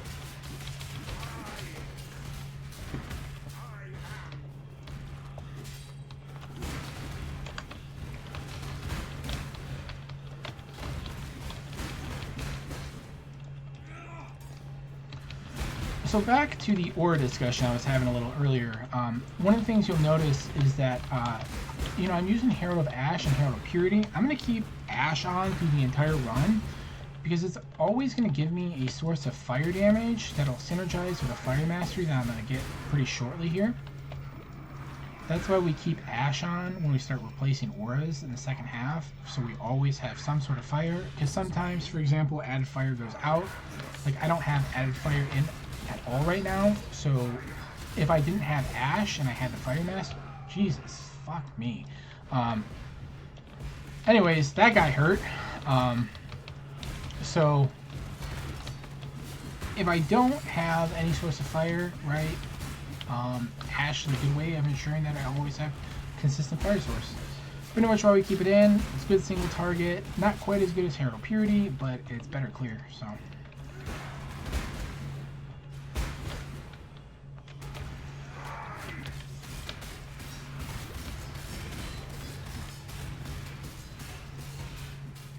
I'll be honest, I didn't even see that guy doing the swing when I was talking.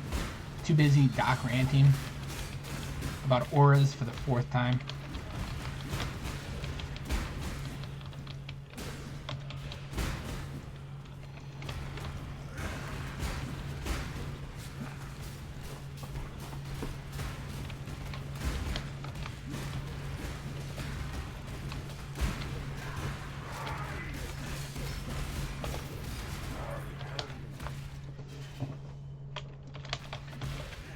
So I'm going to talk to Bannon here. The only reason why I talk to Bannon is I want him to show up in town so I can check him for a 4-link, since I still don't have a second 4-link that suits my colors. Worst comes to worst, Tarkley does give you a 4-link in Act 4, and it'll be a helm, which will help replace my sort of off-colored helm that I have right now. The only problem with that helm is I think it has some sort of crazy like eye level restriction or character level restriction of like 47 or some shit. And like as a speedrunner, like you're never 47 at like any point except the very end of Act 6.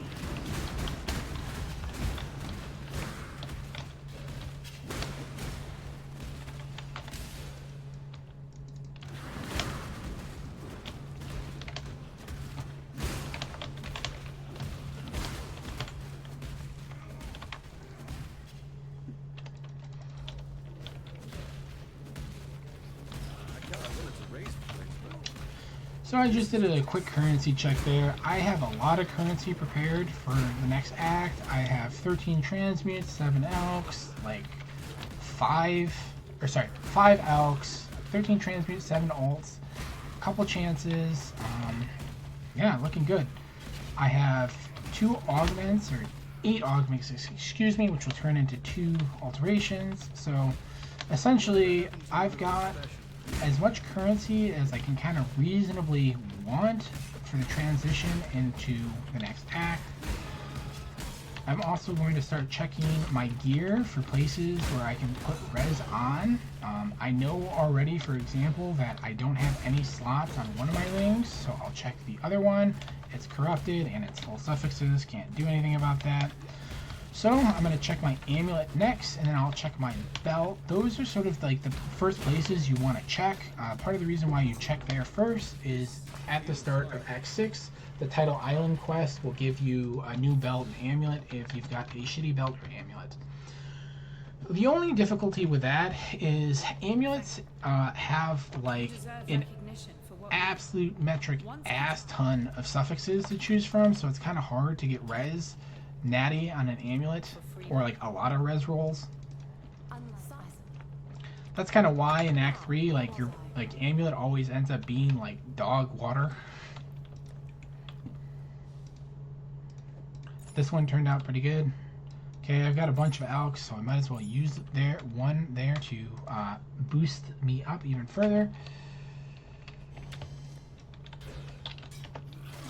That's not the right weapon. Okay.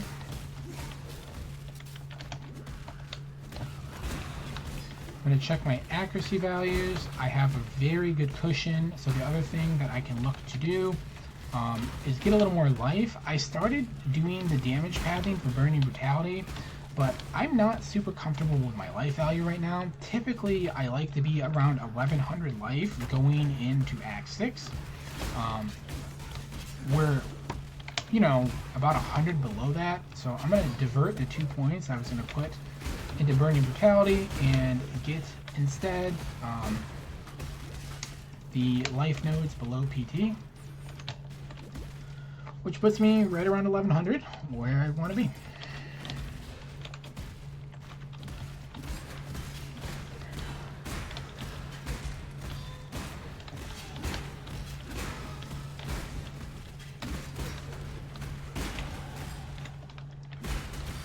Alright, the other thing that I want to do is make sure I have some mana leech on my tree, or have life tap setups going at this point. The reason being is typically at the start of Act 6, I thought the walking and checking items will be fine with the new changes to pausing. I thought it was just full screen interfaces. Did they clarify that? If, like, opening your inventory will pause you as well? Sorry. Anyways, side rant.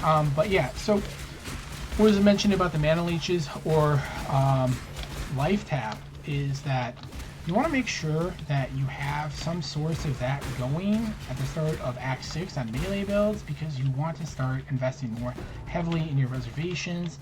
Kind of what I do in the first half of the campaign, so before Act 6, is I'll pretty consistently reserve 50 to 60% of my mana, and then in the second half I'll start amping up the reservation amount, because I have more access to things that will make amping up that reservation amount easier, like fourth links for life tap and so on. Okay, still cursed in the 4 links, that's okay.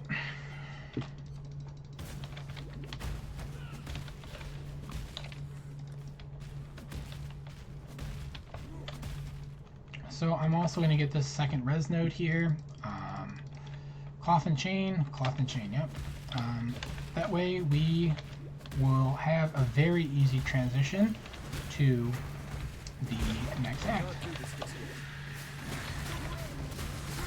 Okay, this is potentially playable as my armor piece. The one downside to this is I need to get 2 red sockets on it. I have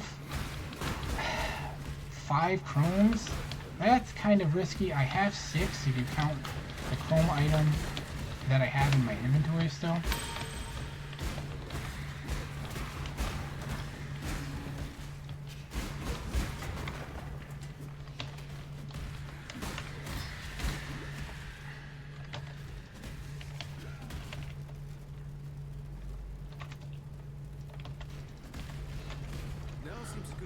Alright, so Kitava is kind of fucked right now. I don't know what's going on, but Kitava feels like he has like more armor or damage reduction than he used to. I don't know, I think it's kind of armor because it feels like it only applies to melee skills. Because recently on Kitava, on like a bunch of different melee builds I've been doing, like my damage has felt pretty low when I know in fact that my damage is not.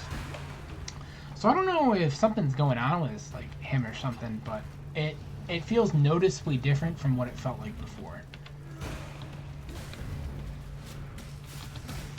So notes on flicker striking when Kitava's up, extremely careful.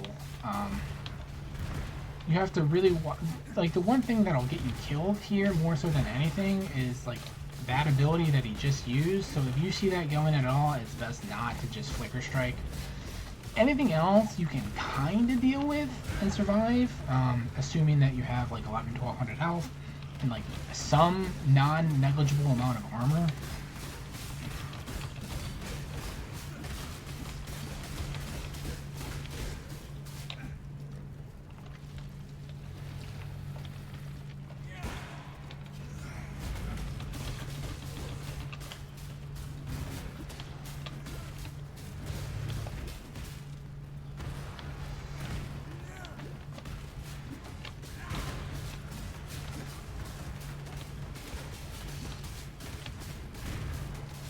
The other thing that makes Kitava a little harder on like melee with how rage works now is that rage degens so quickly that you kind of constantly, you know, fighting not having rage on him because of the fact of like the phases and his animations where he's invulnerable.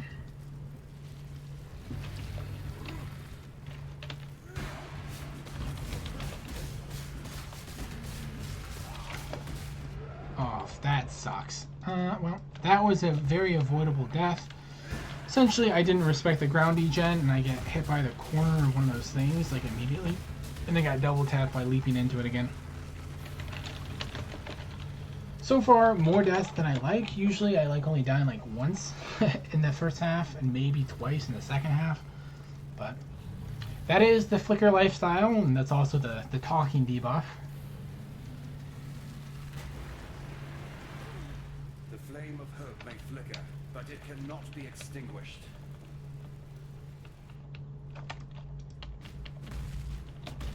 Is this what losing a fight feels like? Ugh.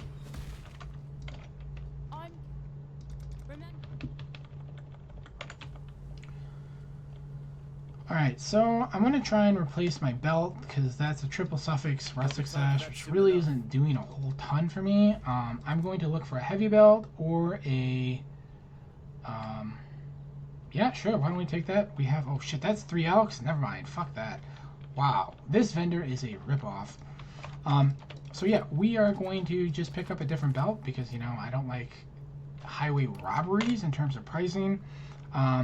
Here, I'm going to use whatever essence. We're going to use this low essence just to get it out of my inventory.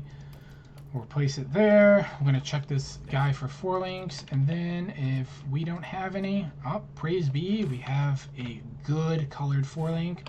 We just need a single green socket, which we hit. Excellent. We are now vibing on that. Now, what I'm going to do is I am going to straight away go fix my res. I will put a life essence on here. We'll check to see what I have going on. I'm going to put my next points into a finishing off the passive. I think, yep, okay. So what I'm going to do is my next passive point and the level up I'm about to have is I'm going to put it into this thing, and that'll cap my res off for all of them. It'll actually overcap me a little bit and make me a little more flexible on what I can swap in and out. Typically, you'd want to do Twilight Strand a little later in terms of speedrunning sense than I am doing it right now, because you're going to have to walk back to Nessa, whoever sells it, Lily. She's at the start of the docks. That's who it sells. So it's not really that big of a deal, but like small things like that, which is like an extra 5-second walk, are considerations that speedrunners use when thinking about, you know, how we want to path optimally. The reason why I'm doing it now, though, is I want to get my Fortify gem going as soon as possible. And I just got different links, and I don't want to pop around a bunch of different hacks trying to fix my links up, because I'm missing something for Static Strike now. So as a result of that, it's just easier to do really now.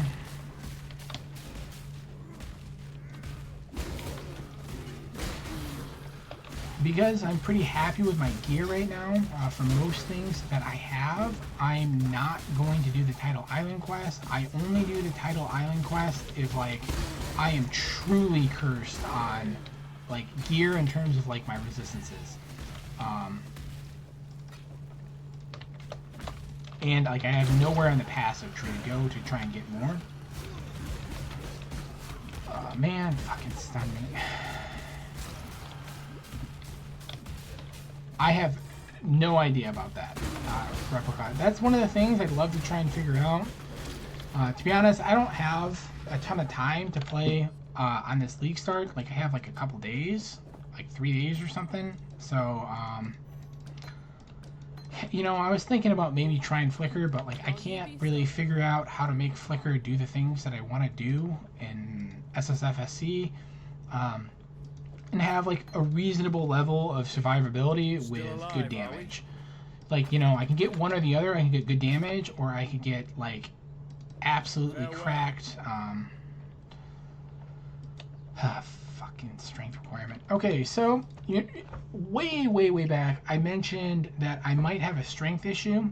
I ended up having it here because I didn't get a heavy belt and instead I got a leather belt. So that's a bit annoying. It's okay, it's pretty easily fixable. We're just gonna click that node. But typically, if I can avoid the 30 attribute nodes, I like to. That's not always the case, but it's pretty often the case. I also need to go talk to Lily since I'm stalling again. And what I want to pick up is Fortify, essentially, and that's it. Pick up Fortify. And put added fire back here. We'll just clear our inventory out of this random crap, and then we'll get going.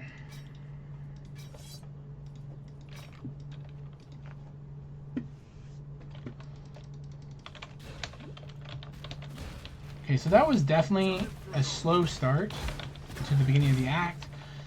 The other thing I just realized is I forgot to get my new auras, so I wanted Arctic Armor and Flesh and Stone. Totally just blew by those. Not a super huge deal. It's just going to make me a little more vulnerable. The only zone that's like super scary for the first little bit is this zone right here.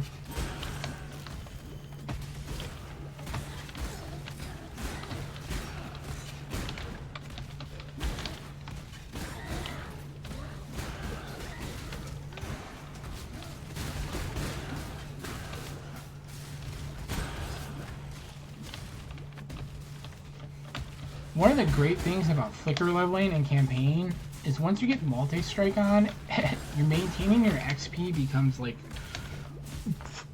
pretty fucking easy. So typically I want to be 42 by this point. I am already like 43 and a half. Now granted, I did do Lily, so that like pads my XP a little bit, but like that's way more than I would normally expect to be at this point on other comparable melee builds. If you're not comfortable being that low, it's totally cool to like do a couple Chamber of Innocence farms. So you know, if I were to do Chamber of Innocence farm, I probably would do it until I'm level 42 or 43, and then I would leave there. That way, what it ends up doing when you like farm that much is it just pushes your XP requirements back like significantly. Gives you some time to get geared. You won't have some of the issues that I was facing with like res, because you'll have more passive points, more opportunities to allocate gear. So.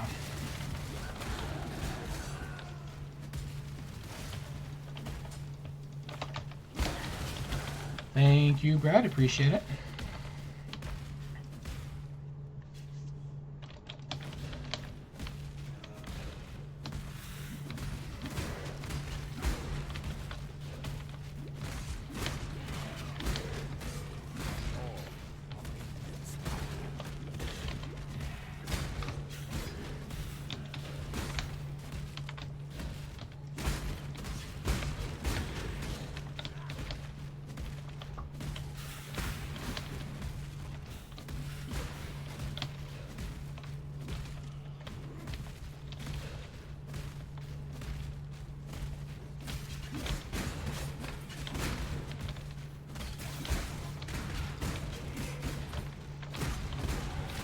So the next major goals I sort of have is to finish getting Burning Brutality and the Fire Mastery, which I'm going to start doing now.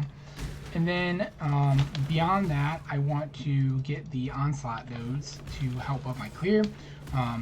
You could totally have gotten the Onslaught nodes instead of Burning Brutality, but in this situation that I was in with my res and sort of like where my health was versus my accuracy, I would definitely get Weathered Hunter before I get any of Burning Brutality or the Onslaught nodes.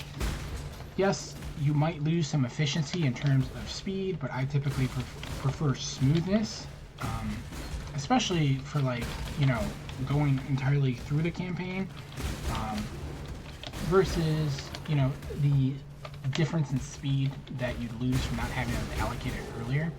Obviously, I'm still going pretty fast, so...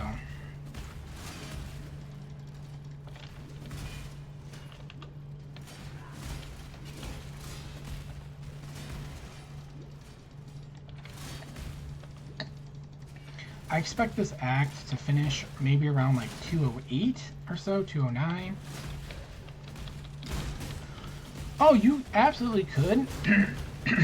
What you could do, Replica, is that's a good point. You could get those 3 nodes for Onslaught that are super close by Valpact, whatever that node is called. And then what I would do later is I would literally just use my respec points. So that actually gives me another opportunity to doc rant a little bit. On the usage of respecs, essentially, I heavily recommend anyone that's doing campaign to very aggressively use the respecs that you get from campaign. With the changes to Act 2 and the skill book now being like sort of a mandatory quest that you have to do, you also get the respec points from that quest. As a result of that, if you do Lily, essentially you're going to end up, the only act where you won't get passive respec points from is Act 1, because, you know, doing Fetid Pool is a meme. I mean, I'll do it later on League Start, like, if I'm in maps, I need a couple quick respecs, but I'll never do it in campaign. There's just really not a reason to. And so, with that in mind, what you're looking at in campaign in terms of respec availability is you get 2 every act. So from excluding Act 1, you'll get 18 over the course of the entire acts. You'll get 16 if you don't do Lily. Some builds don't do Lily, but I always recommend doing Lily, especially in a League Start. So with that in mind, you know, you kind of have a lot of respecs to play around with. For my life and my work, I shall not suffer this humiliation again!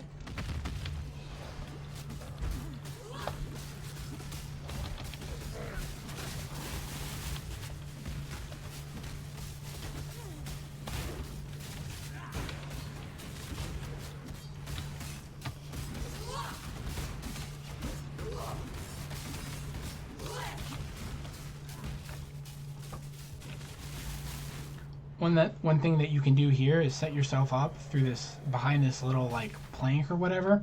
He'll always pull himself if he's going to do a pull. There he chose not to, but if he's going to do a pull and you're behind that, he'll pull himself into this little corner, which makes the fight way easier than if you just randomly stand somewhere and let him chain to whatever. So it's a way to like consistently set him up. So, you know, I was able to fight him pretty much in that small corner back there. In most of my runs, you'll see that. Sometimes he'll get out of that corner, but by standing behind the little torture boards there, you can just manipulate him and his animations that he does a little easier. A worthy opponent.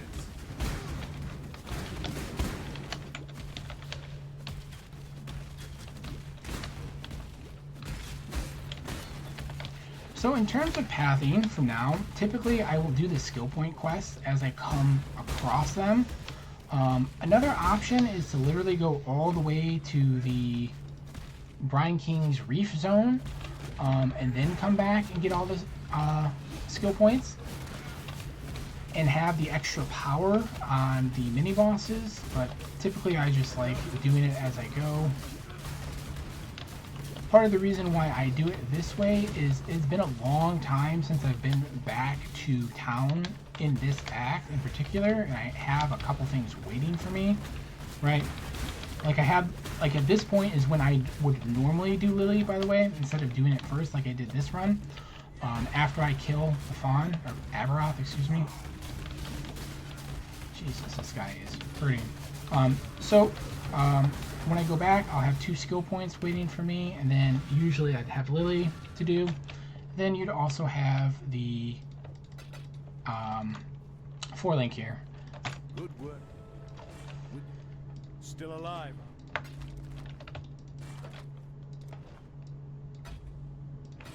Farewell. Alright, so I'm going to assign my Pantheon here. There's really 2 choices when it comes to lesser Pantheons in campaign for the most part. You have the one that gives you stacking reduction while stationary. That one's always good to have, and I'll typically click that on in a lot of builds. Or you have the Life Flask one. I haven't killed the boss for the Life Flask one. I think on Flicker Strike, since I'm always moving around or repositioning with the Flicker Strike, I never get the stacking like static bonuses from standing still. I get the static like bonuses that always apply while stationary, but I don't get the ones that count on you for being like stationary per second. So it's better to have the Flask one on Flicker Strike, but primarily those are the 2 that I always use for speedrunning campaign. It's either the Tukahama one or the next boss, the poison guy. I don't remember his name off the top of my head. Gruthkul? Is it Gruthkul? Rislatha. Whatever. Whichever one's coming up next. Gruthkul's in Act 7, so not that guy. Yeah, this is Rislatha that's coming up. So my lesser Pantheons will either be Tukahama or Rislatha usually. And then there's another one that's kind of good in Act 7, but typically once I set my Pantheons, I just kind of set and forget.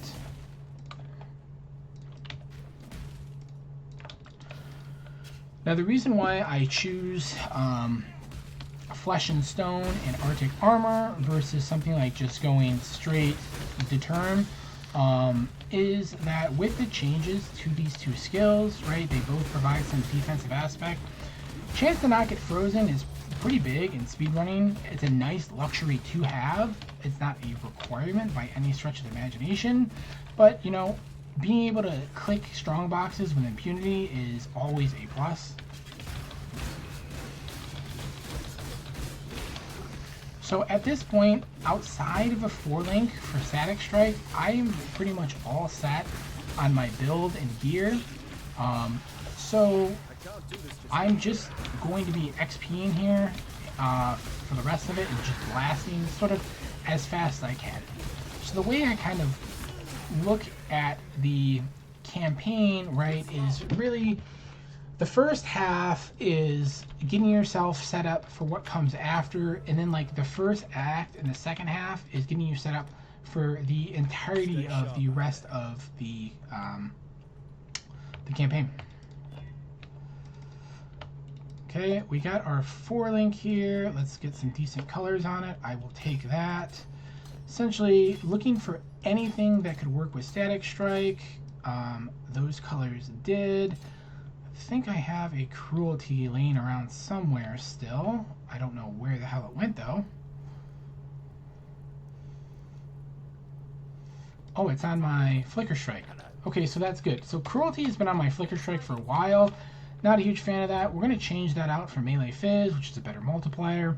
And then we're going to pick up Maim for Static Strike. And the reason why we're picking up Maim for Static Strike is because we're weaving it anyways. We get a small additional damage boost from the buff when it procs on Maim.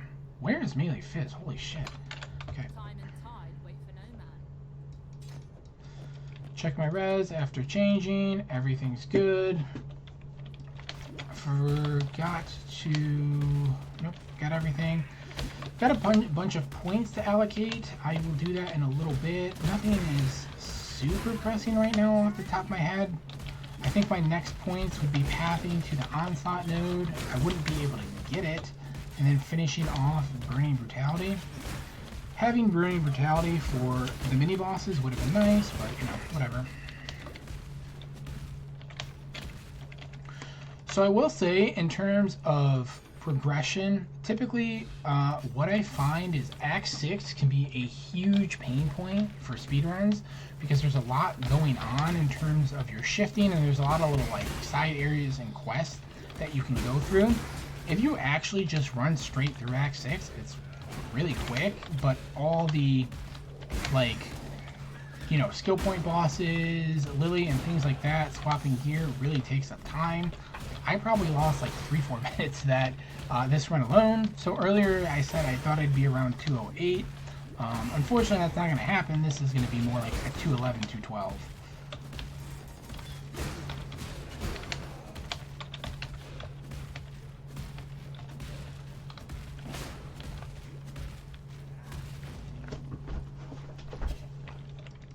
Alright, I'm going to assign my points here. The reason why I'm going to assign my points here is to get some strength before going to that little gauntlet area. That gauntlet area is incredibly spooky. A quick little tip for it is you want to make sure you set up a portal. Oftentimes in my runs, you'll see me not set up a portal, and that's solely because a lot of the times I will reset if I die there because I get extremely tilted by that little event. And death in it. So, yeah, fun little fact there. Classic on this zone.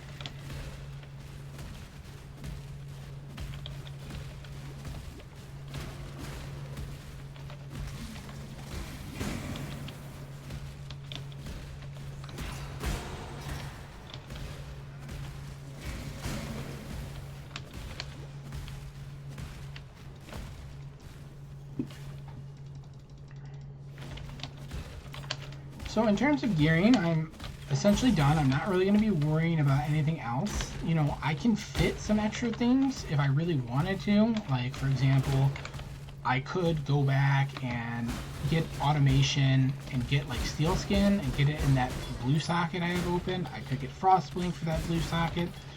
But at a certain point, like in a campaign, like you get enough setup where it's okay just to like keep going and fix stuff later. Like, you know, later at BA or later once you get the maps. Because the core of the build is like already set, got my resistances, got everything else set up the way I want it. So yeah. I accidentally put Maim on Flicker Strike instead. That was not correct. We'll fix that here. This event also sucks because, you know, Flicker Strike, not great for it. Given that, you know, your Flicker Strike takes you out of the little circle area all the time.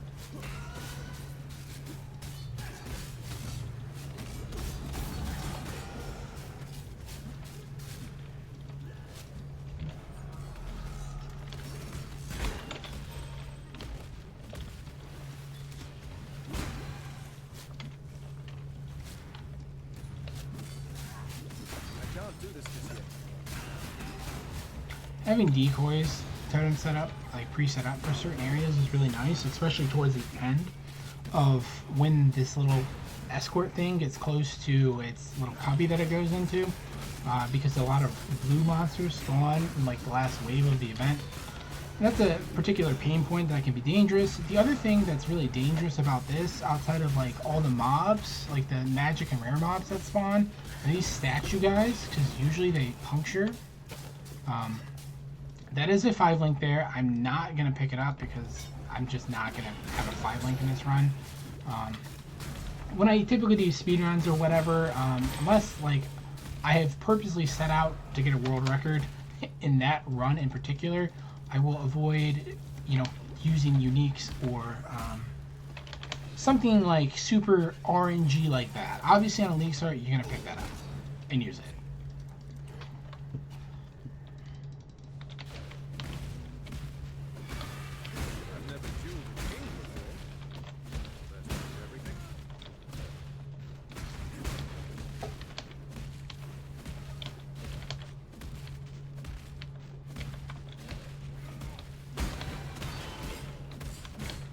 So my level right now is 47, which is very nice. I like being about 46 in this zone to end this act. So 47 is a little high. I did mention earlier that for what I usually aim for, that Flicker Strike XPs very well. Typically in these speed runs, I'll end around level 60, or that's what I'll shoot for on a Flicker Strike run. You know, I'm probably going to end up around like 62, 63. Don't you see?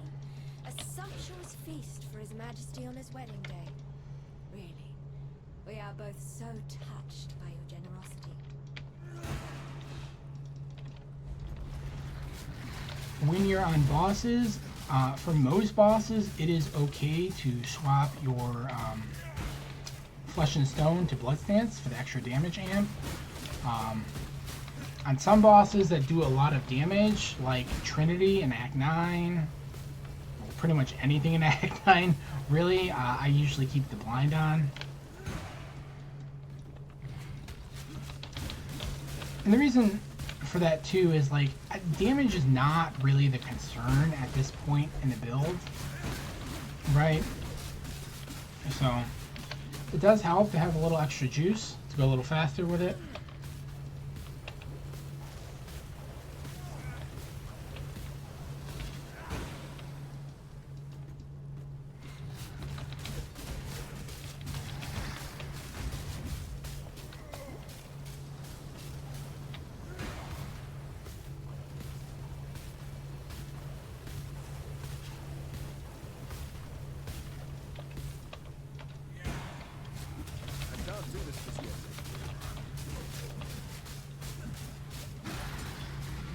I'll be back in 1 second. I'm going to open a window.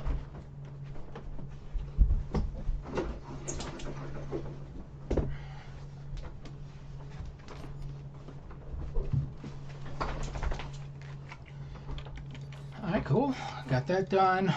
So one of the things I'll always do after killing Brine King, whether it's walking through X7 Town, or when I port back or log back to X6 Town, is make sure I have the Pantheons I want on.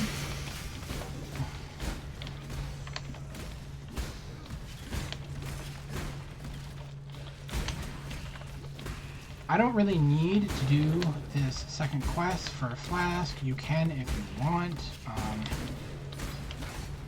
I personally like having Quicksilver, Granite, Mana Flask, and 2 health potions for the run.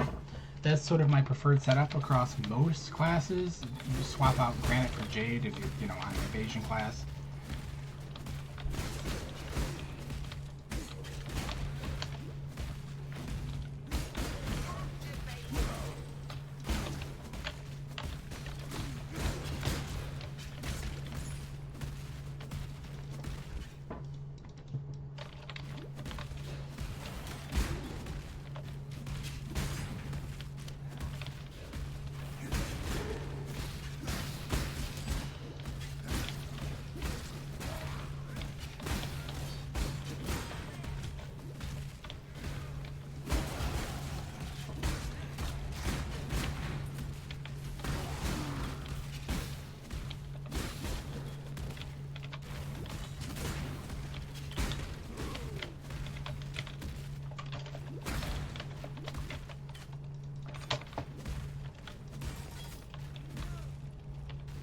So after I get the onslaught node right there, I will probably be speccing a bit more into some life nodes and going back to the left side of the tree for later. One of the things I want to get is there's the rage cluster that's near Call to Arms. I forget what it's called, but over there, that one's really nice to have because it allows you to actually sustain your rage in between packs. It gives me a little extra max rage and gives me the opportunity to get Intimidate Mastery, which is all nice ways of amping my damage.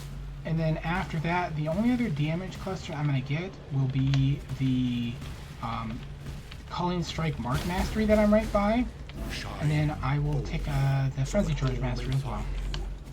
Oh, thank you, Hedge. I totally forgot to do that during the intermission.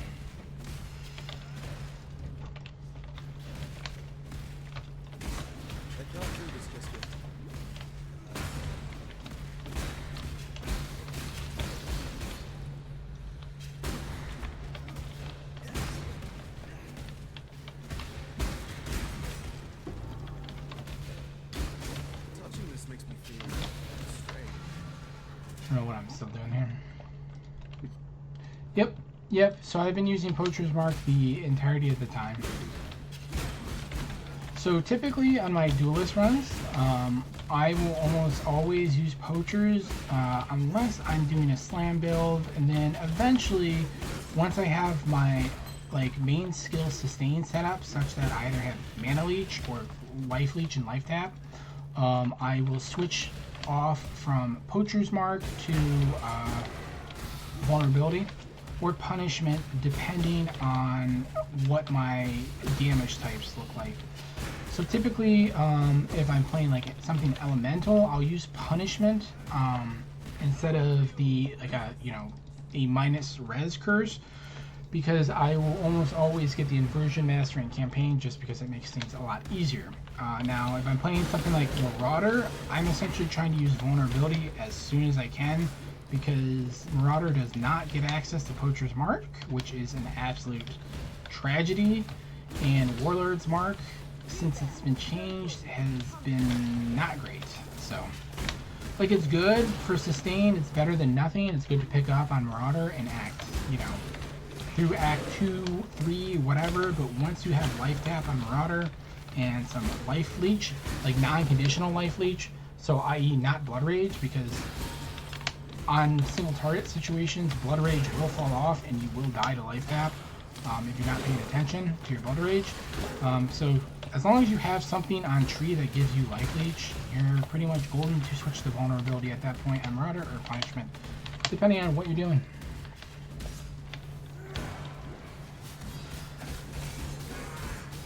This is for melee builds, by the way, not for other stuff. I'd use different things. On Ranger, I'm pretty much, and anything that's projectile, I'm pretty much always using Sniper's Mark.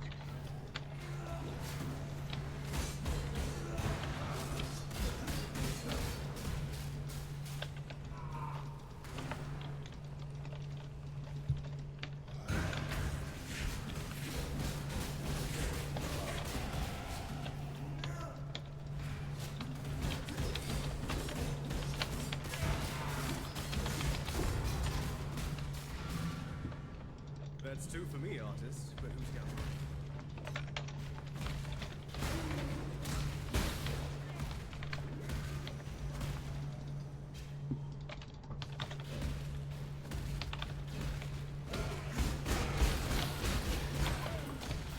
So in terms of pathing for this act, typically what I like to do is I will do Lab at the very end of the act before going into Temple of Decay and doing the final boss of the act.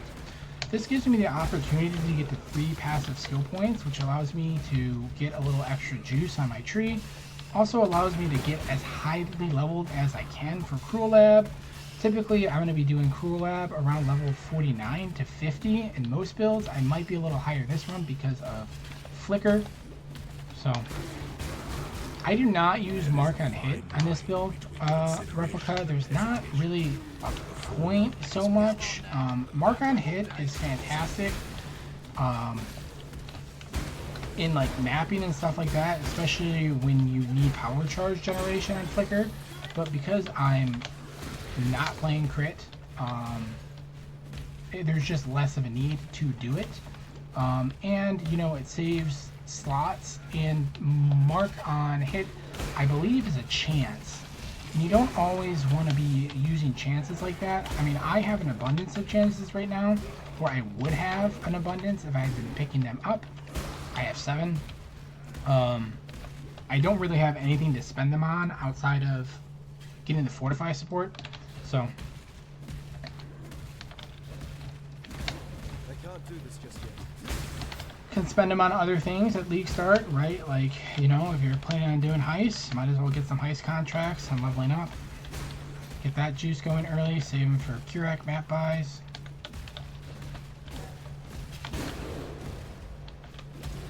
If mark on hit is not a 34 gem, it's a 38. Which a 38 is an elk, and I'm not spending an elk on a support unless it's like absolutely critical. Like, I would spend an elk for sure on multi-strike or like overexertion if I was playing builds that use those.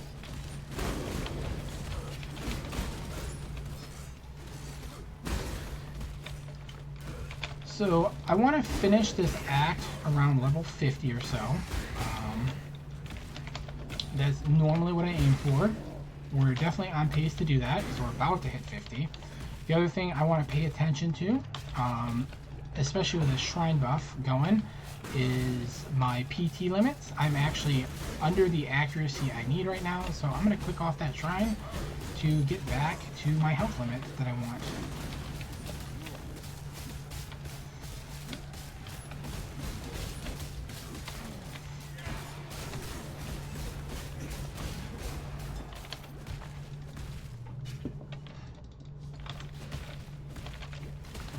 From this waypoint, I typically always like going down to actually try and find the corner.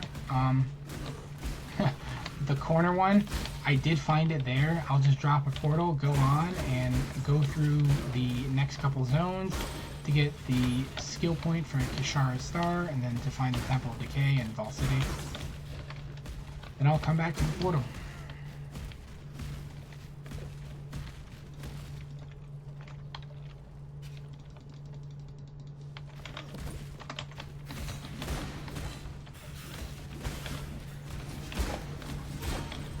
The next few skill points I'm going to be getting will be going to life allocation, as I sort of talked about earlier.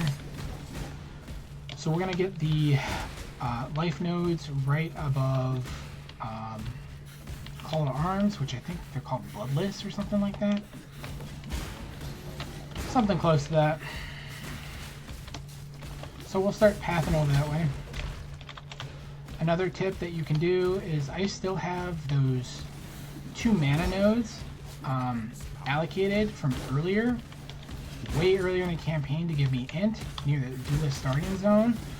I can fix that by respecing those and just putting one of the points into a 30-point int.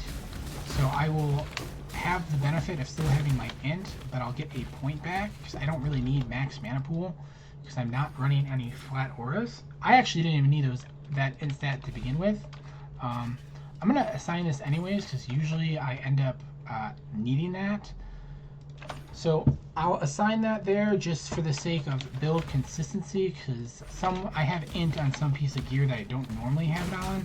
If I had to guess, it'd be on my helmet. And yep, I have 27 int on my helmet. I already have the Axe Mastery I want. You can get Onslaught effect, but I would rather spend my points on getting more life and damage from elsewhere.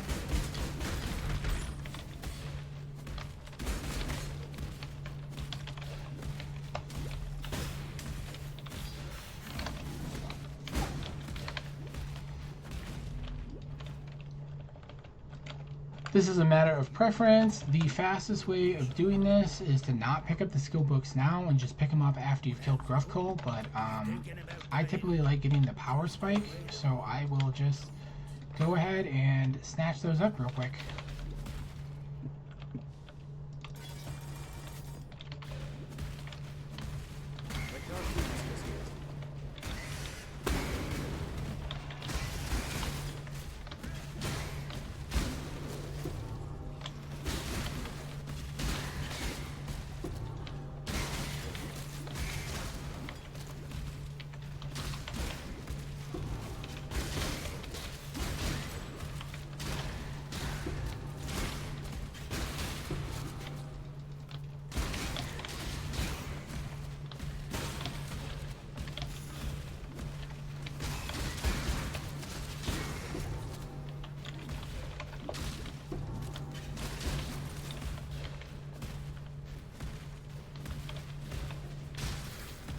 So typically the way I'll always do the zone is to try and get the fireflies before going into the gruff call in case I forget.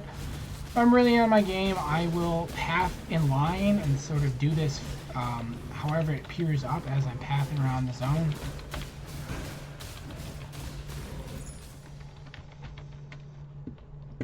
Hey Yodwa, how's it going, man?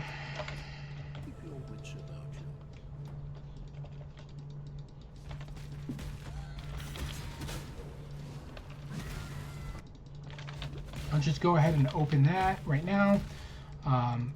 Primarily because I wanted a little bit of extra inventory space.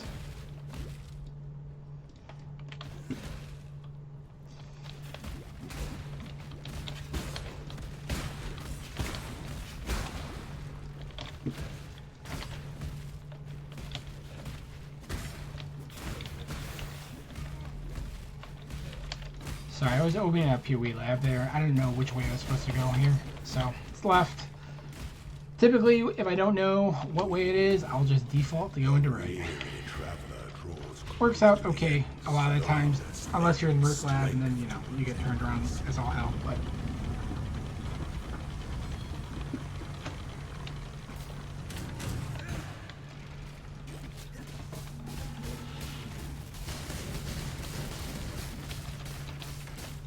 You are inexhaustible. Wisdom is the offspring of suffering and time.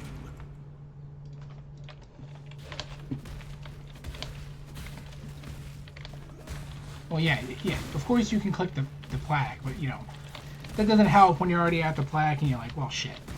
I am already screwed.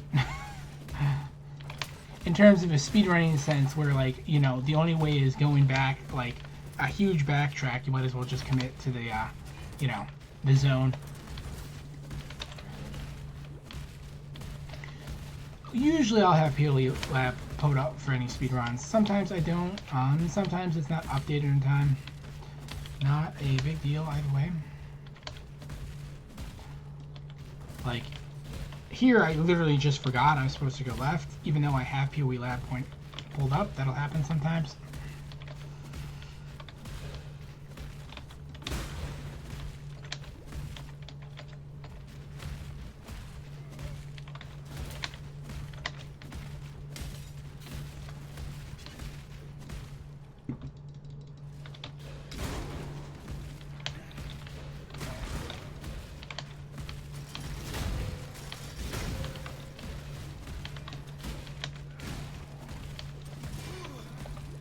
Oh, fuck you, Bleed.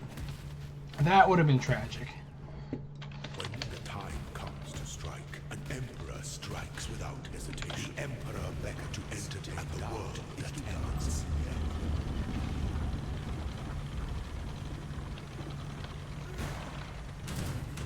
Don't give up yet.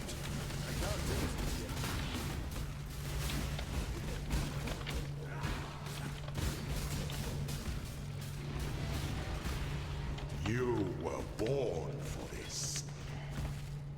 This empire remains filled with emperors in waiting.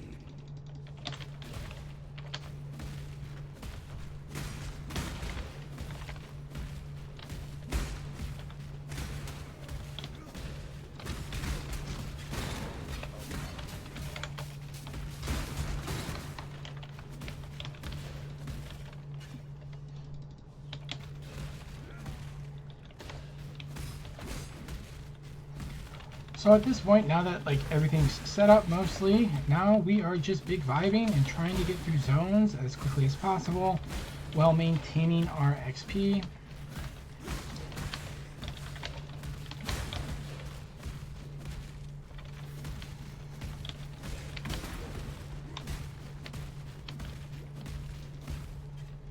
An aspirant can afford to be promising. One way you can get a lot faster at speedrunning that admittedly is like super high effort is cleaning up your movement ability. So like, you know, for me, my movement skills like definitely are not that good relative to other speedrunners. Like one of the things that really sets apart someone like, you know, Exile, Ty, Alex is that like you know, Tai, Havoc, is that they have like extremely good movement skills, and so what ends up happening a lot, you'll see me just like leap slam in place or shield charge in place like 4 times because there's like a pebble and I'm not reacting and moving my cursor fast enough.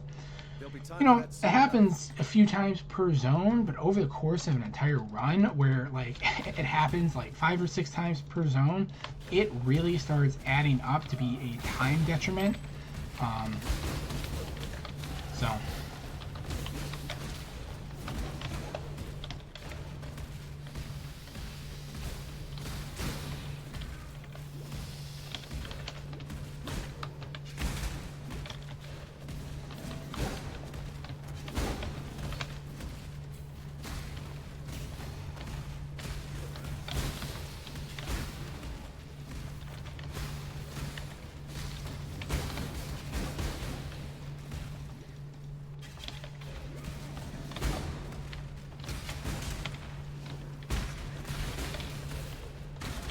Approach, challenger.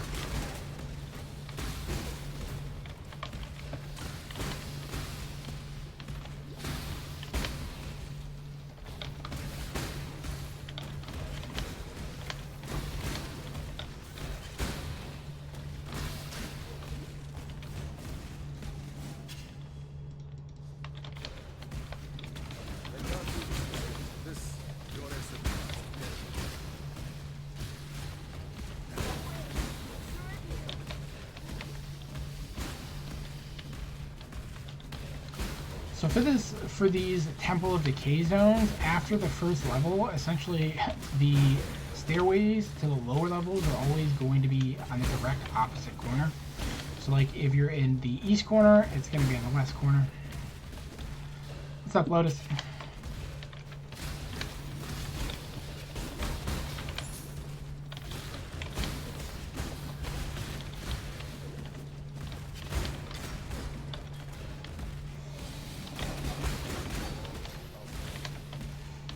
I probably should have picked up that alchemy, but I didn't realize until like 2 seconds after it dropped. I was like way outside the zone.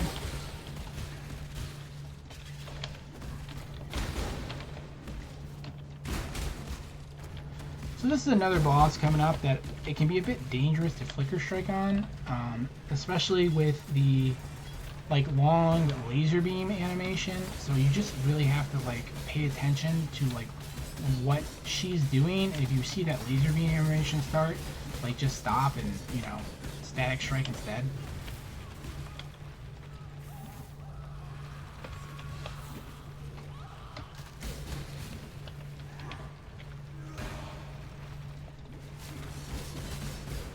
So exactly like there. Oh, and then, you know, don't flicker back into it like I just did. That's a recipe for suicide, death, whatever you want to call it.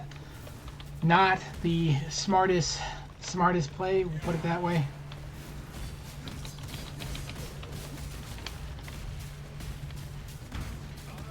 Typically I don't really care about loot drops at this point, so I'll just move on from the boss.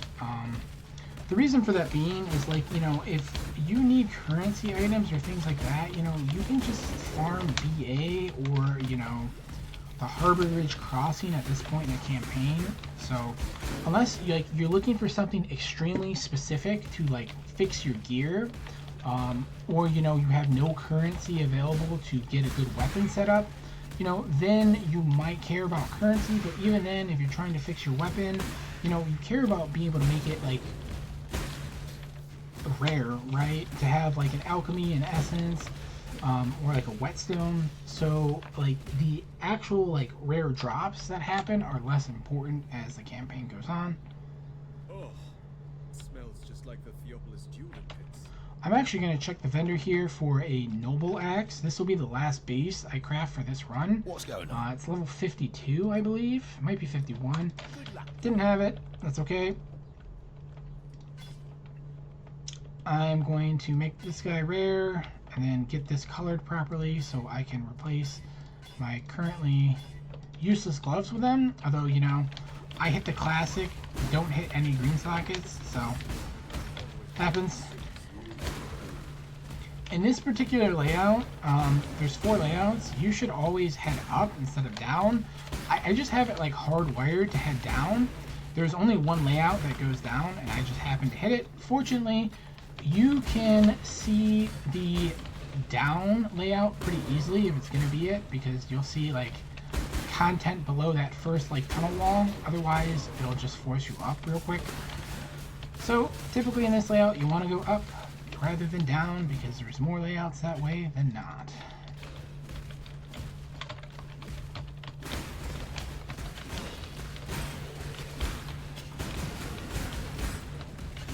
One thing to talk about is like the new pathing in Act 8 you can do. So there's like the underbelly pathing that helps you skip across the map without having to, you know, go around and go from the other side from like Deodri's cesspool exit or whatever the hell it's called.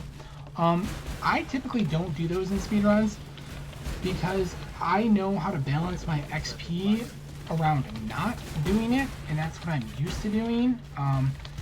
And I just don't know how much XP I'm going to get from that underbelly area, so I don't do it purely for the sake of XP consistency. In other words, doing the underbelly area is probably faster than not doing it, but you lose out on more XP. So it really just depends on what your XP situation is looking like. So in terms of that, what sort of XP you want for this act is typically I like to leave the act around 56. I usually enter this act around 50 to 51. And because of the way the zones work here, you can kind of XP screw yourself a little bit if you don't pay attention. And what I mean by that is like the zone level ramps up kind of a lot in the back half of the act. And so what happens is, say for example, you go to Solaris 2 to get the item, and then you cross Harbor Bridge. If you are under-leveled already, you're going to put yourself in a further under-level hole, because Solaris Concourse and Harbor Bridge end up being a lot higher levels than the rest of the map, so you have less room for the XP penalty. The XP penalty at this point is what I'm at least level 48, so I have plus or minus 6 levels on it. So you know, if I'm like 51 or whatever, and I'm at Solaris 2, I don't want to go across Harbor Bridge. Instead, I want to go back around. Now, someone asked why I went to the Grand Promenade first. What I'm going to do is I'm going to do the Grand Promenade just to get XP, right? So I'm going through to the bathhouse to get XP to the waypoint. Once I get to the waypoint, I'm going to go back to the toxic conduits and go to the other side and do that pathing first. The reason why I'm doing this is it helps ensure I have XP consistency due to zone level concerns, because the bathhouse is a higher level than the entire left side is higher level than the right side. So in terms of zone level, they're equivalent in places, but in other places it's higher. So it makes more sense to try and keep your XP consistent where you possibly can. And if I'm not, you know, doing the new pathing, the underbelly pathing, you know, the one thing I want to make sure that I do is to have consistent XP from run to run to run to run to run.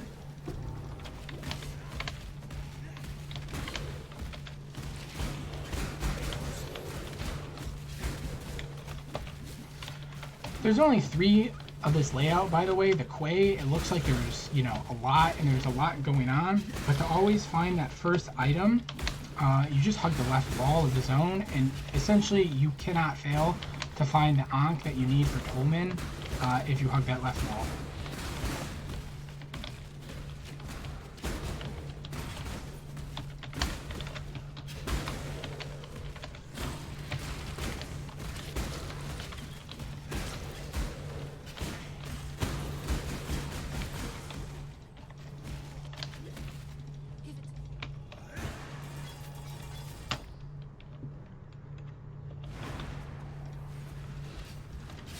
I can't do this just yet.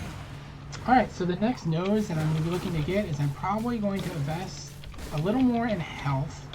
To do that, I'm getting kind of close to my accuracy rating, so I'm going to assign the 500 like flat accuracy mastery that scales down with minus accuracy per level. And then I will spend 2 points getting some extra health.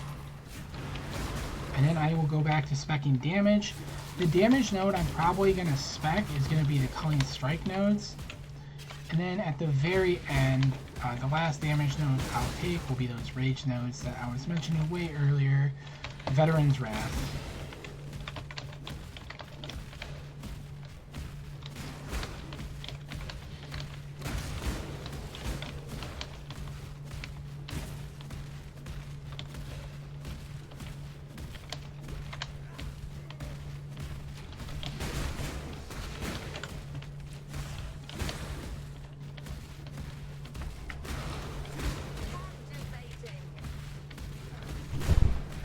Oh, did I miss the... I must have missed it. Oh, yep. Totally missed the pathing down there. Talking about layouts, as I just totally whiffed this one.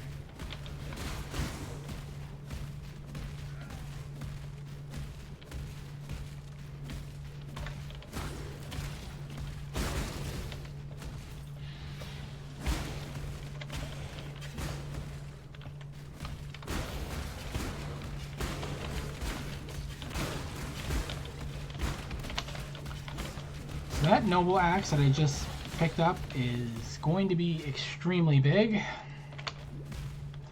I'm actually going to go craft on it right now so I don't forget.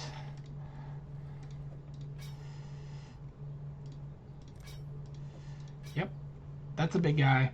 So it's actually a little less damage than the other one, but the big difference is it's got way more speed, which that is always a good thing. Okay, we'll swap out the gloves too. So all my gear swaps are now complete. I'm pretty much not going to be worrying about gear anymore whatsoever. Obviously there is the dead body trick in this zone where you just look for the dead bodies to know the right way to go. I happen to just know all the layouts, so I don't pay attention to this. There's only 3 of them, so just one of the things you can learn kind of easily and not have to worry about finding where these things are placed. There is a video that I have on this that will be the only self-promo I do. But I do recommend, instead of using the body method, just learning the layouts. It's really easy. You can identify which layout you're in literally immediately from the waypoint orientation as you enter the zone.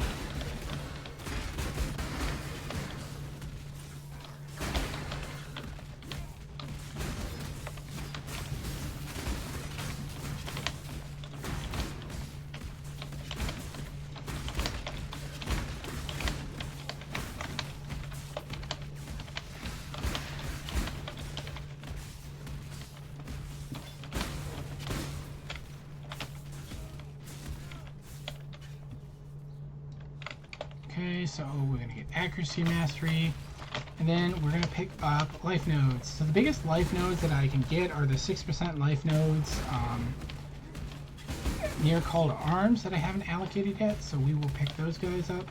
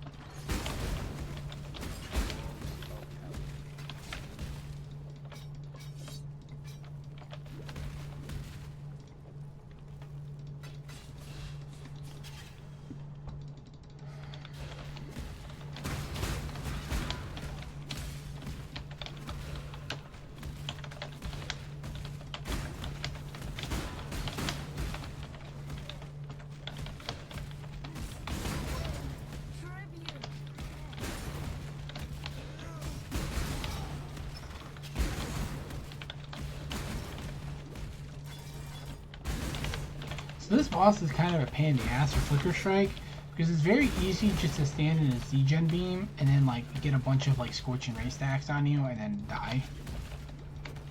Don't ask me how I know. I've done it way too many times.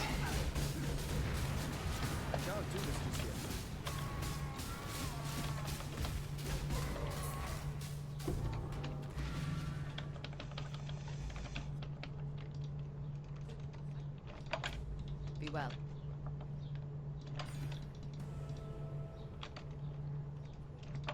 Bye.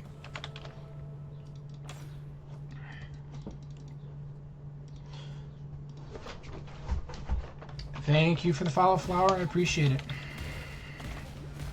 So one thing to think about, like, I guess in terms of like leveling selection and what you do while leveling, is like a good rule of thumb is you kind of want to be trying to allocate like 10% life on tree every act. That way you end up with around like 100% life at the end at a minimum. Obviously, if you're playing hardcore, 1, you should level more than I'm going to level. 2, you should definitely put more life nodes in. Typically, I love finishing Act 10 runs around like 120% life or something like that. Doesn't always happen though, depending on how I'm setting my character up to continue on, if I plan on continuing on. That is not about you, Lotus, and doing 3h27m with 900 health. Or whatever it was, 1100? I don't know. Very risky, but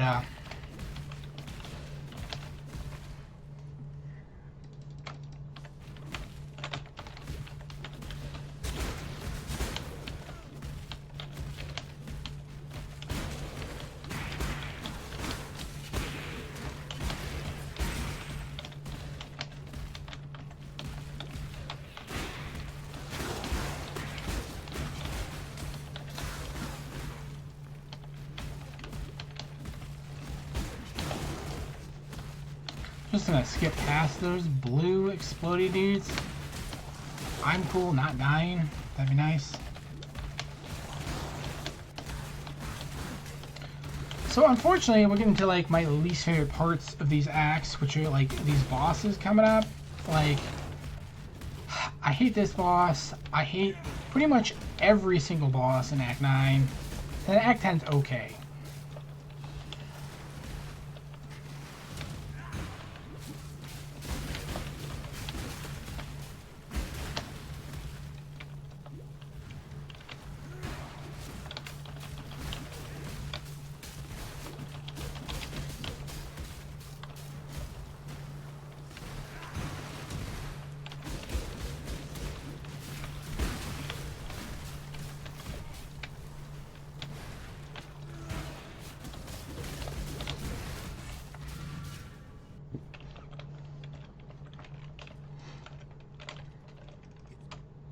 Tell me something.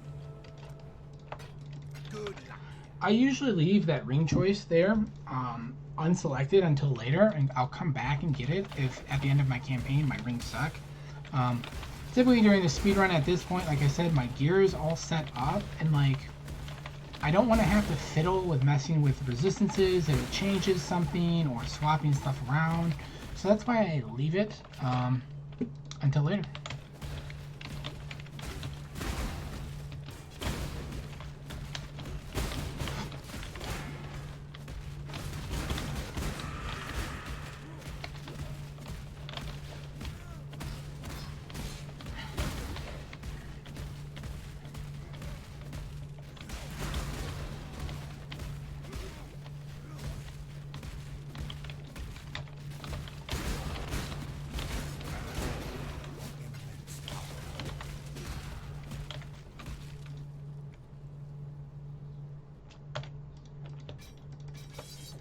Now, if you're continuing on to maps, I would not recommend like going insane with quality on like leveling axes. Like throwing 1 or 2 blacksmith whetstones at it is fine. Typically, like what I like to do when I transition to maps is instead of going straight through BA, which is what I'm going to do in this run, I'll typically level to about 62-ish, 62, 63, and during that time, I'll start looking for like upgrades to my actual gear, and I'm not doing a speed run. And one of the high priorities there is you start getting the end game axe spaces to drop. In particular, you can get Ezomite axes. And so what I like doing is I like saving my whetstones, at least a few, like 3 or 4, if I get them during the campaign, for the point at which I get that Ezomite axe, and I will juice that one up and try and get a good axe going. I typically just do BA, just because that's what I'm used to. Foothills is way safer. The XP is comparable. It just depends on what you're looking to do. BA is probably a little faster in terms of XP. So.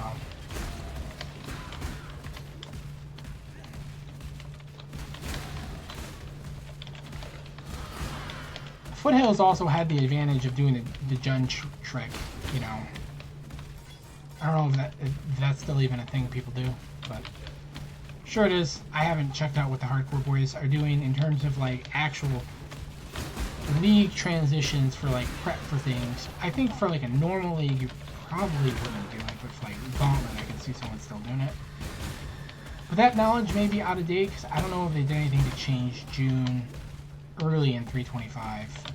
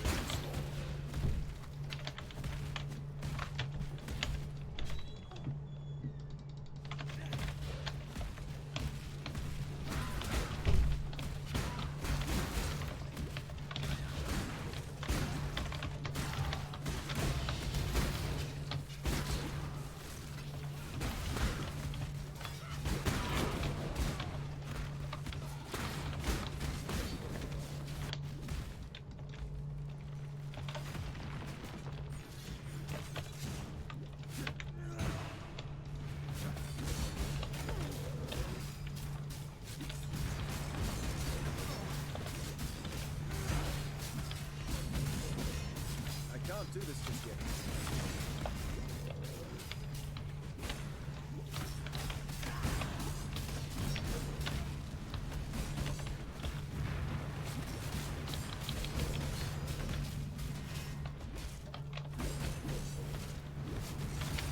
Yes, this axe is a juicer.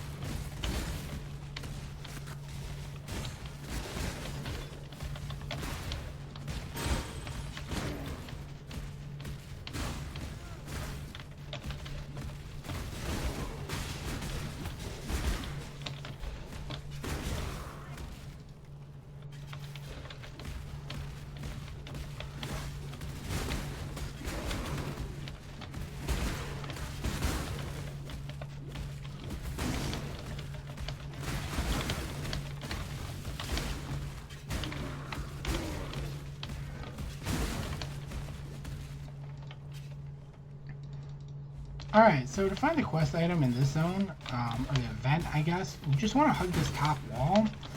And then what's going to happen is you'll come across one of the 4 locations right around here. If it's not here, what you're going to do is you're going to go straight down from this point to the bottom left corner. And if it's not to the bottom left, which it is not, that rules out the second location. We're going to go to the waypoint. We'll check immediately up from the waypoint, which will bring us to the 3rd location, and that's where it is here. But if it wasn't here, what you would do is you would check the bottom right corner then, and then that's how you sort of check this zone to make sure you find this item every single time. You hug that top wall, you check the first area, which is going to be along this little hump, but to the left of it, if it's not there, you check bottom left, you go to the waypoint, you check up a couple screens, which is where I'm checking now, and if it's not at the waypoint area, you go and check all the way at bottom right, and that's where you will find the quest item, the quest event, I should say.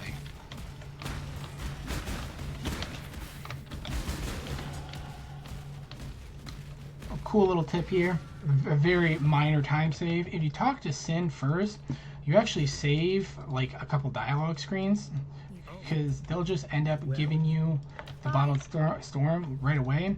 However, the one caveat to that is you have to come over here and like discover the oasis area first, or like be near it.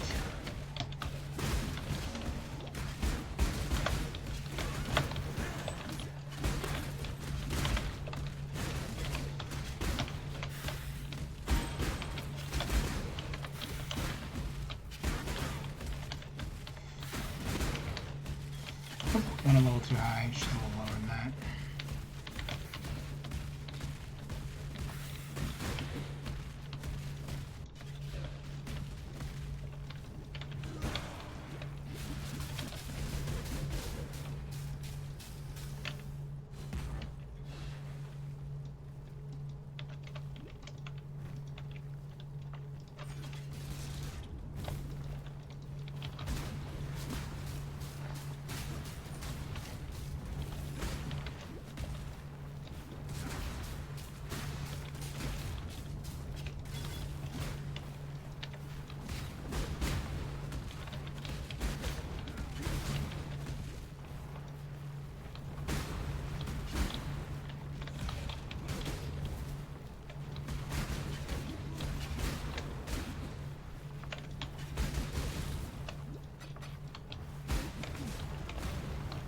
Somehow I have 20 augments. That's insane for campaign.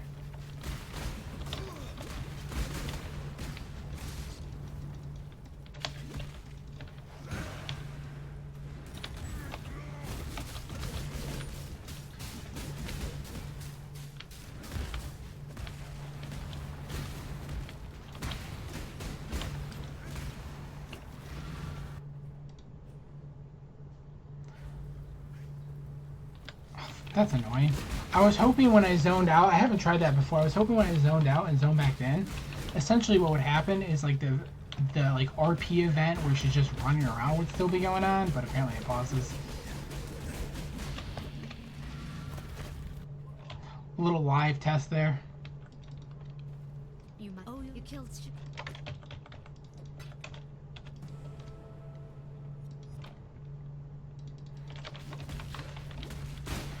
As melee, you want to make sure you always pick up that recipe right there, because it's the tier 2 attack speed recipe.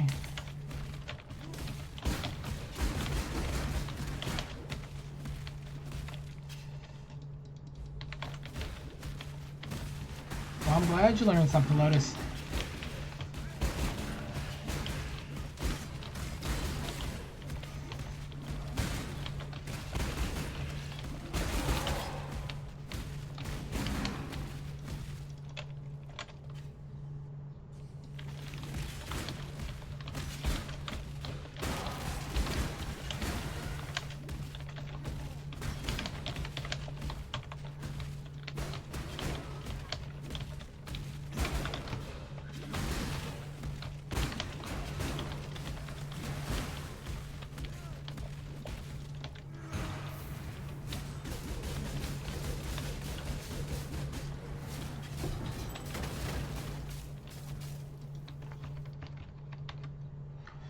So in terms of pathing of this, like in this act, Can we be of help? you have a couple options of how you do it.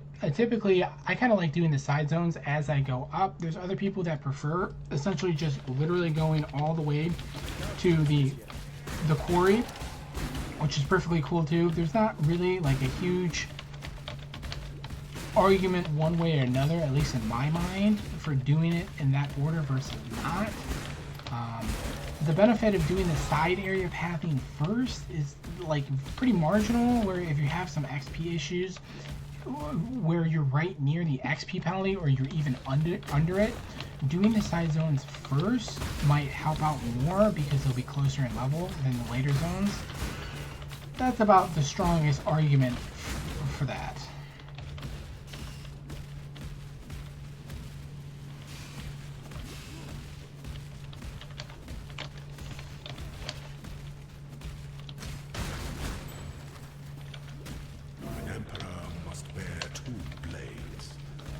In the left hand, shield in the right.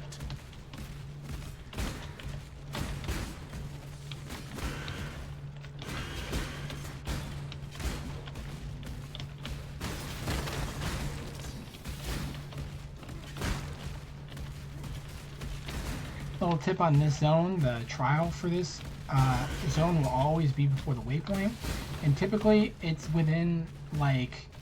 It's like a huge main branch off like the first quarter of the hall that leads to the waypoint. Sometimes it can be a little higher than that, but it'll always be before the waypoint.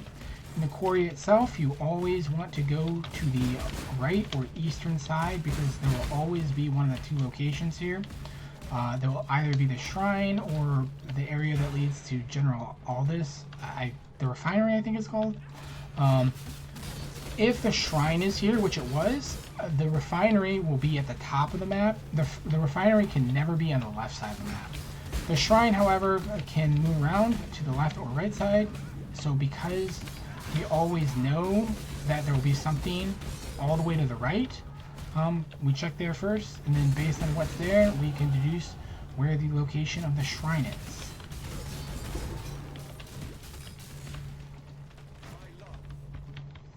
Out of portal scrolls? How the hell did that happen? Yes.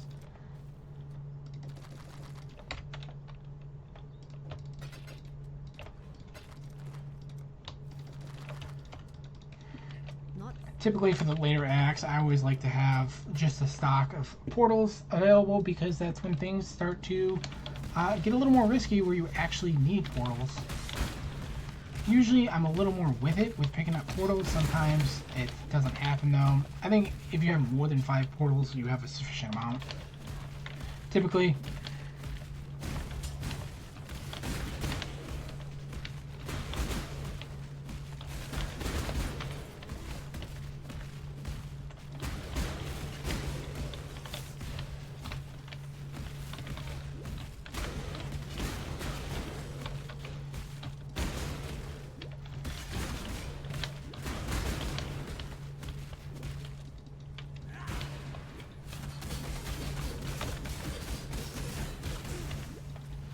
this boss is a jackass. I hate fighting him a lot.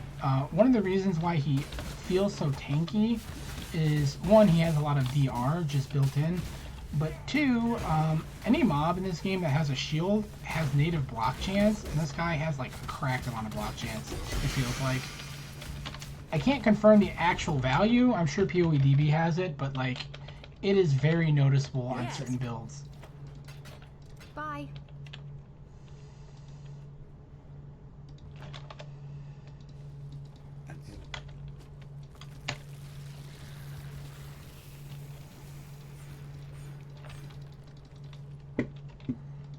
Alright, for this zone, a big, complicated zone that actually has a super easy read method. This little starting area will always look the same, where you have this little, like, loop down. Sometimes it'll be in a slightly different orientation, but basically, once you get out of the starting area, whichever way the map opens up is the wall that you want to hug, based on the entrance. So here, the map opened up to the right. I want to hug this right entrance wall as it wraps around the entire map to find where the exit is. So, in this case, because of how the like layout was oriented, like it becomes the left wall to my left as I move through. Now it's the bottom wall, but that's why I use the reference of the right entrance wall. Then, as long as you just doggedly follow it around as it becomes like left wall, bottom wall, top wall, whatever it becomes, you will find the exit pretty easily.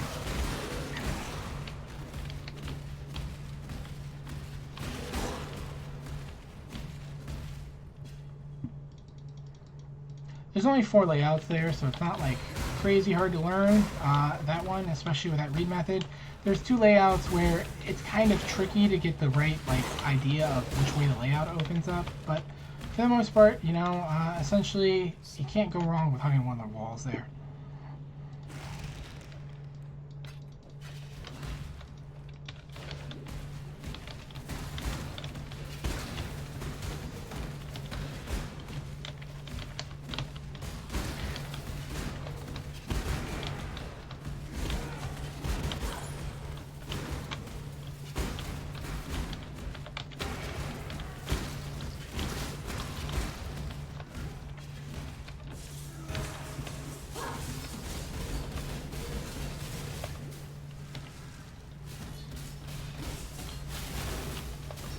So this boss is obviously extremely dangerous to flicker on, solely because of the like lightning ball explosions that she does.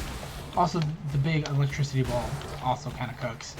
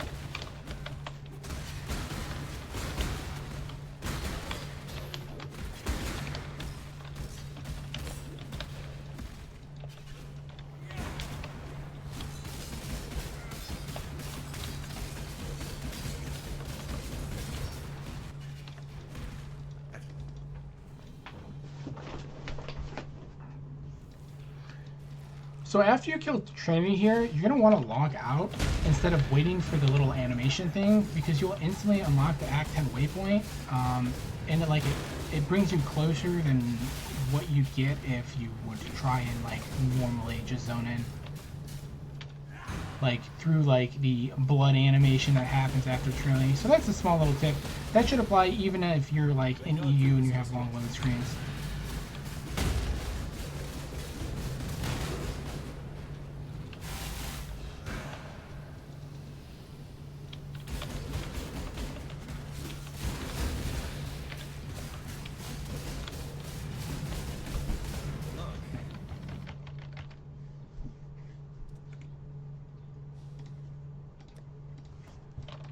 There'll be time for that soon. If you're unaware, in this little area here, you don't actually have to talk to Bandit at all. You can just help him out and then Doc leave.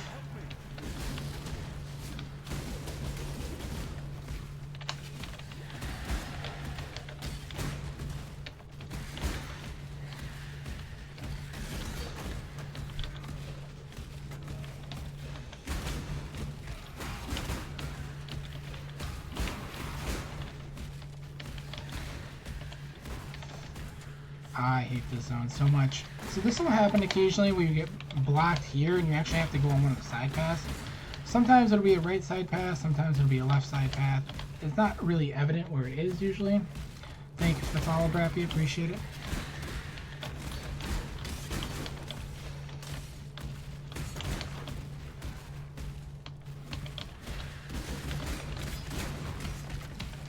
So typically the way that I like pathing Act 10 is once I get down here, I'm going to drop a portal in City Square, or Ravage Square at this point. I'm going to go get the waypoint for the Reliquary, or Ossuary, whatever it's called. I guess it's the City Square waypoint. And then from there, I'm going to continue on to go do Avarice Reborn, or Restitched, whatever his name is, and get the staff. And then from there, I'm going to exit the Avarice room, not by logging out, but by using the door that opens up, which will bring me right back to the start of the Chamber of Desolus, whatever the fuck, Desecration it's called. And then you will waypoint back to town, run through town, talk to Bannon, which will take care of like the animation that you need to do to get him to appear in the Rune Square after getting the Staff of Various. And then you take the waypoint, go to your skill point. Once you do your skill point, you then go back and do your lab trial, do lab, and then you go finish off the run by killing Kitaba. Reason why we do this is it's less load screens. It's just a smooth experience. Why wouldn't you want to do this? Well, if your character kind of is poopy and you expect to die maybe a couple times or have to use a portal if you're trying to play hardcore on a Various, Restitch, Reborn, whatever his name is, you're probably just going to want to do a different pathing, because what will happen is you'll either log out and lose a bunch of time having to re-navigate the zone, or you'll portal out accidentally and, well, now you have a even longer walk through the City Square to get to the skill point area.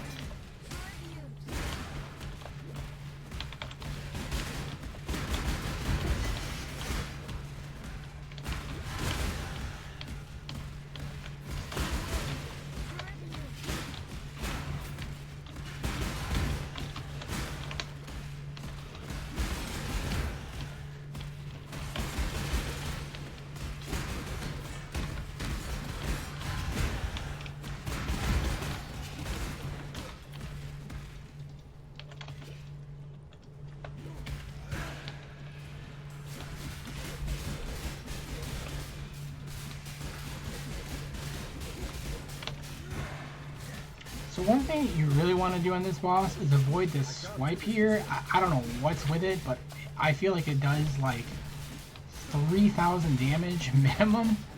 So, you know, if you don't have good defenses, this thing is going to ripperoni you. I have lost many a deathless runs to this guy before, so...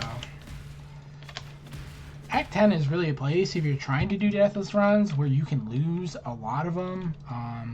That guy can be really dangerous. Merc Lab is... Holy hell, I've lost a lot to Merc Lab. So Izaro is also a bully. Valenta used to be worse, but I feel like she does less damage than she did before, or I'm better at the fight, or my builds are different, so, you know, just not really super worried about her. I would be worried about her if you're on a, you know, like a caster that has no phys mitigation whatsoever, you know, because she is gonna hit like a truck.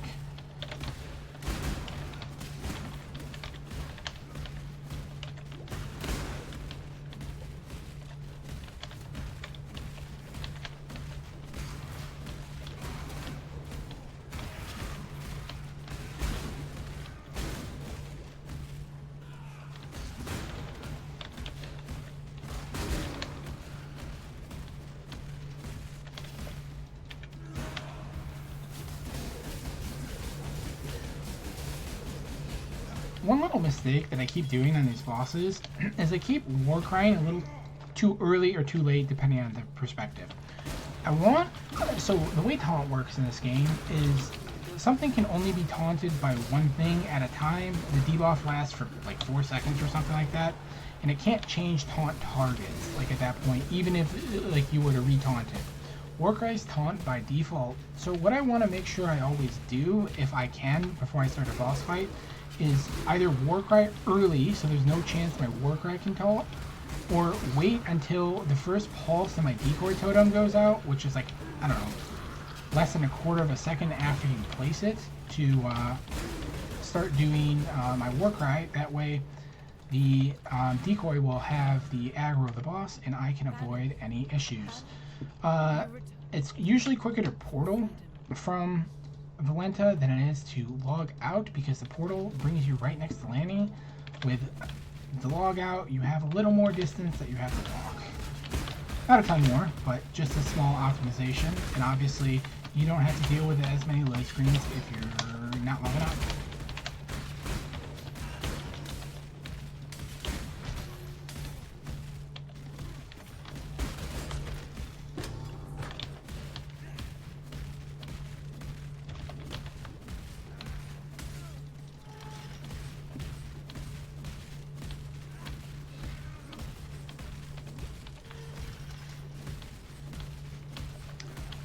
I do not have one yet. I'm probably going to end up making one in a couple days once I send this run to YouTube.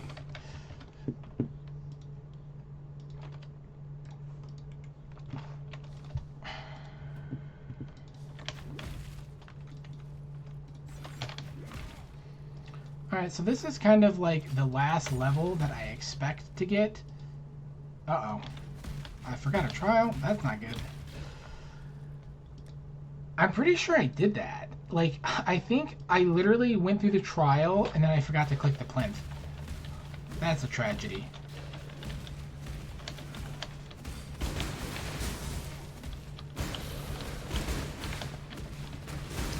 That happens way more frequently than I would care to admit when doing speedruns, where like I'll go through like an entire trial zone and like I'll either log out before like actually clicking on the plinth, or you know, like something else will happen. I'll just like zone out and keep rushing through it while I'm thinking or like responding to something else. Fortunately, that one's a really quick one to get to. The other one that's like really common to have issues is the Trio and Crematorium, where like if you get it after killing Piety, like sometimes you can get body blocked by mobs there, and like you try and click it and you get in like a rhythm of how you click those things, and the thing is, like with the body block you can't actually click it, so you just log out and you don't have the plinth and you have to go back to the crematorium again. This used to be way more of an issue when you didn't pick up the crematorium waypoint, which is pretty common in speedrunning to not do. I always like to do it if I could, but you know, sometimes it's just you're blasting and you're like, nah, I'm not gonna spend a half second to get it.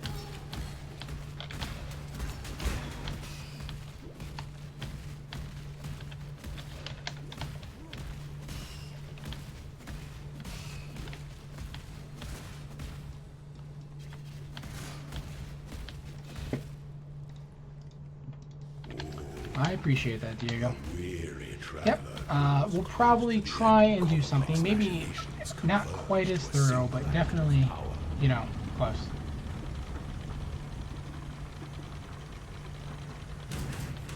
Honor your name.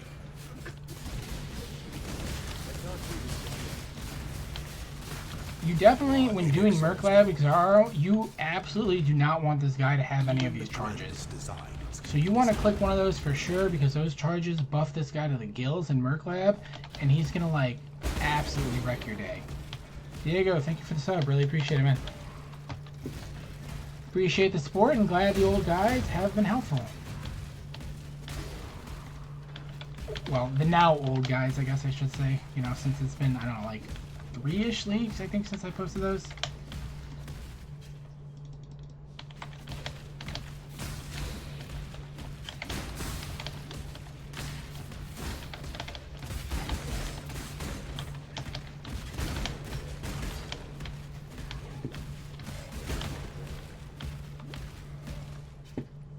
When the time comes to strike, an emperor strikes without hesitation.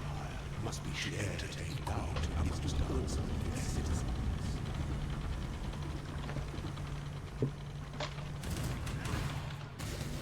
So essences, which is these guys right here, are another good one to try and kill. You can delay a little bit on Xaro because the essences themselves end up being a little spooky. So I'll kill 2 and I'll just proceed. I don't need to kill all 3. You were born for this. So essences, charge disruptor, and gargoyles. Those are definitely ones that I pay attention to. And then the curse fonts as well in Merc Lab. Those ones definitely. Temp chains has to go for sure. I can live with vulnerability and elemental weakness, but temp chains is like, yikes.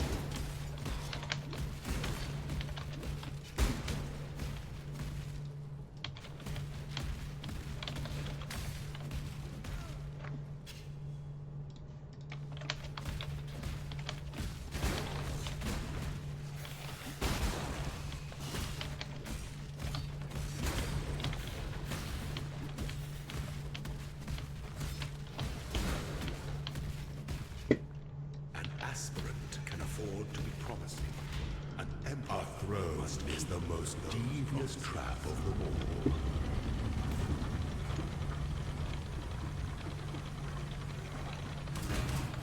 Find your determination.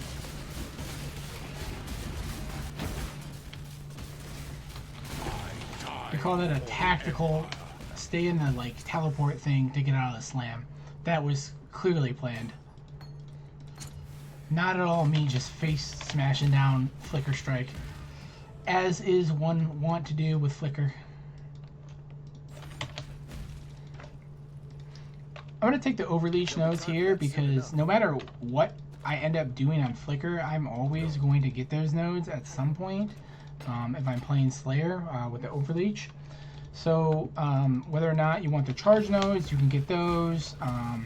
Whether you skip the charge nodes and you get Headsman, which is like the super coal, and then overleach for your complete ascendancy, it's the safest path with the most flexibility is to always just get the Slayer Leech one.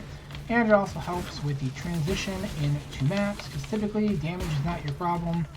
And finally, the third reason is I already have Cullen Strike on my marks. I'm going to keep using marks for a while. While the Mega Coal is like 14% more damage than the value of like a regular Cullen Strike, I think it is, when it's actually applied to the target. The Mark Mastery also gives you access to frenzy charges during fights, which is a good thing to have. So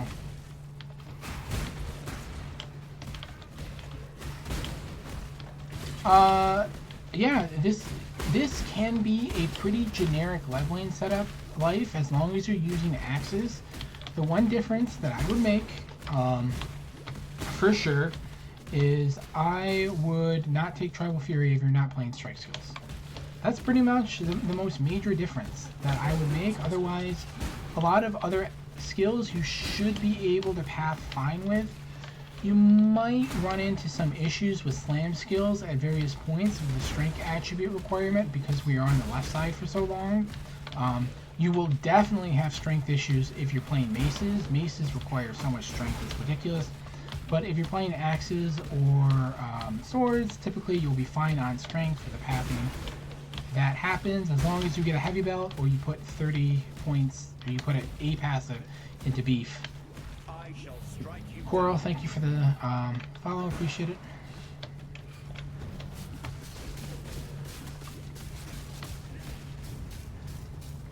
So unfortunately, this fight is extremely Flicker unfriendly. So you're gonna see me running around like, you know, with a chicken with my head cut off at a couple points here and there. Alright, let's just get the 10%. Cool. So finish at 62, which is very nicely leveled. Typically I'll finish a lot of my runs in a generic sense, irrespective of build, at about level 60 here, or that's what I aim for a speed run. You can obviously finish a lot lower if you're trying to like do like a pure speed run where you're going as fast as possible and you don't care about your level. But that's not really the sort of speed run I'm interested in doing for Act 10. I kind of do like league start simulation speed runs roughly, so like 60 is a good jumping off point to enter maps at the low end, because at that point you're not really getting any XP penalty, and you know you're well positioned with the amount of time that you've spent in campaign to have like decent gear and everything like that. So, you know, but farming BA for like 10-15 extra minutes will get you probably like 3 levels at minimum on top of this.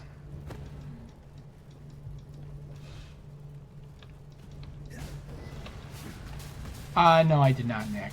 I had a couple tips, but typically, I said pretty early on that like the layout stuff, to go really into detail would require me to talk for multiple zones at a time. So a couple of zones I mentioned, tricks like the Vastiri Desert area to find the quest item, Belly 3, which is what I call Belly in Act 9. How to read that zone pretty easily because there is an easy read method for it, despite it being pretty crazy. Yeah, I can't remember off the top of my head any other zones that I talked about. Talked about pathing stuff, so.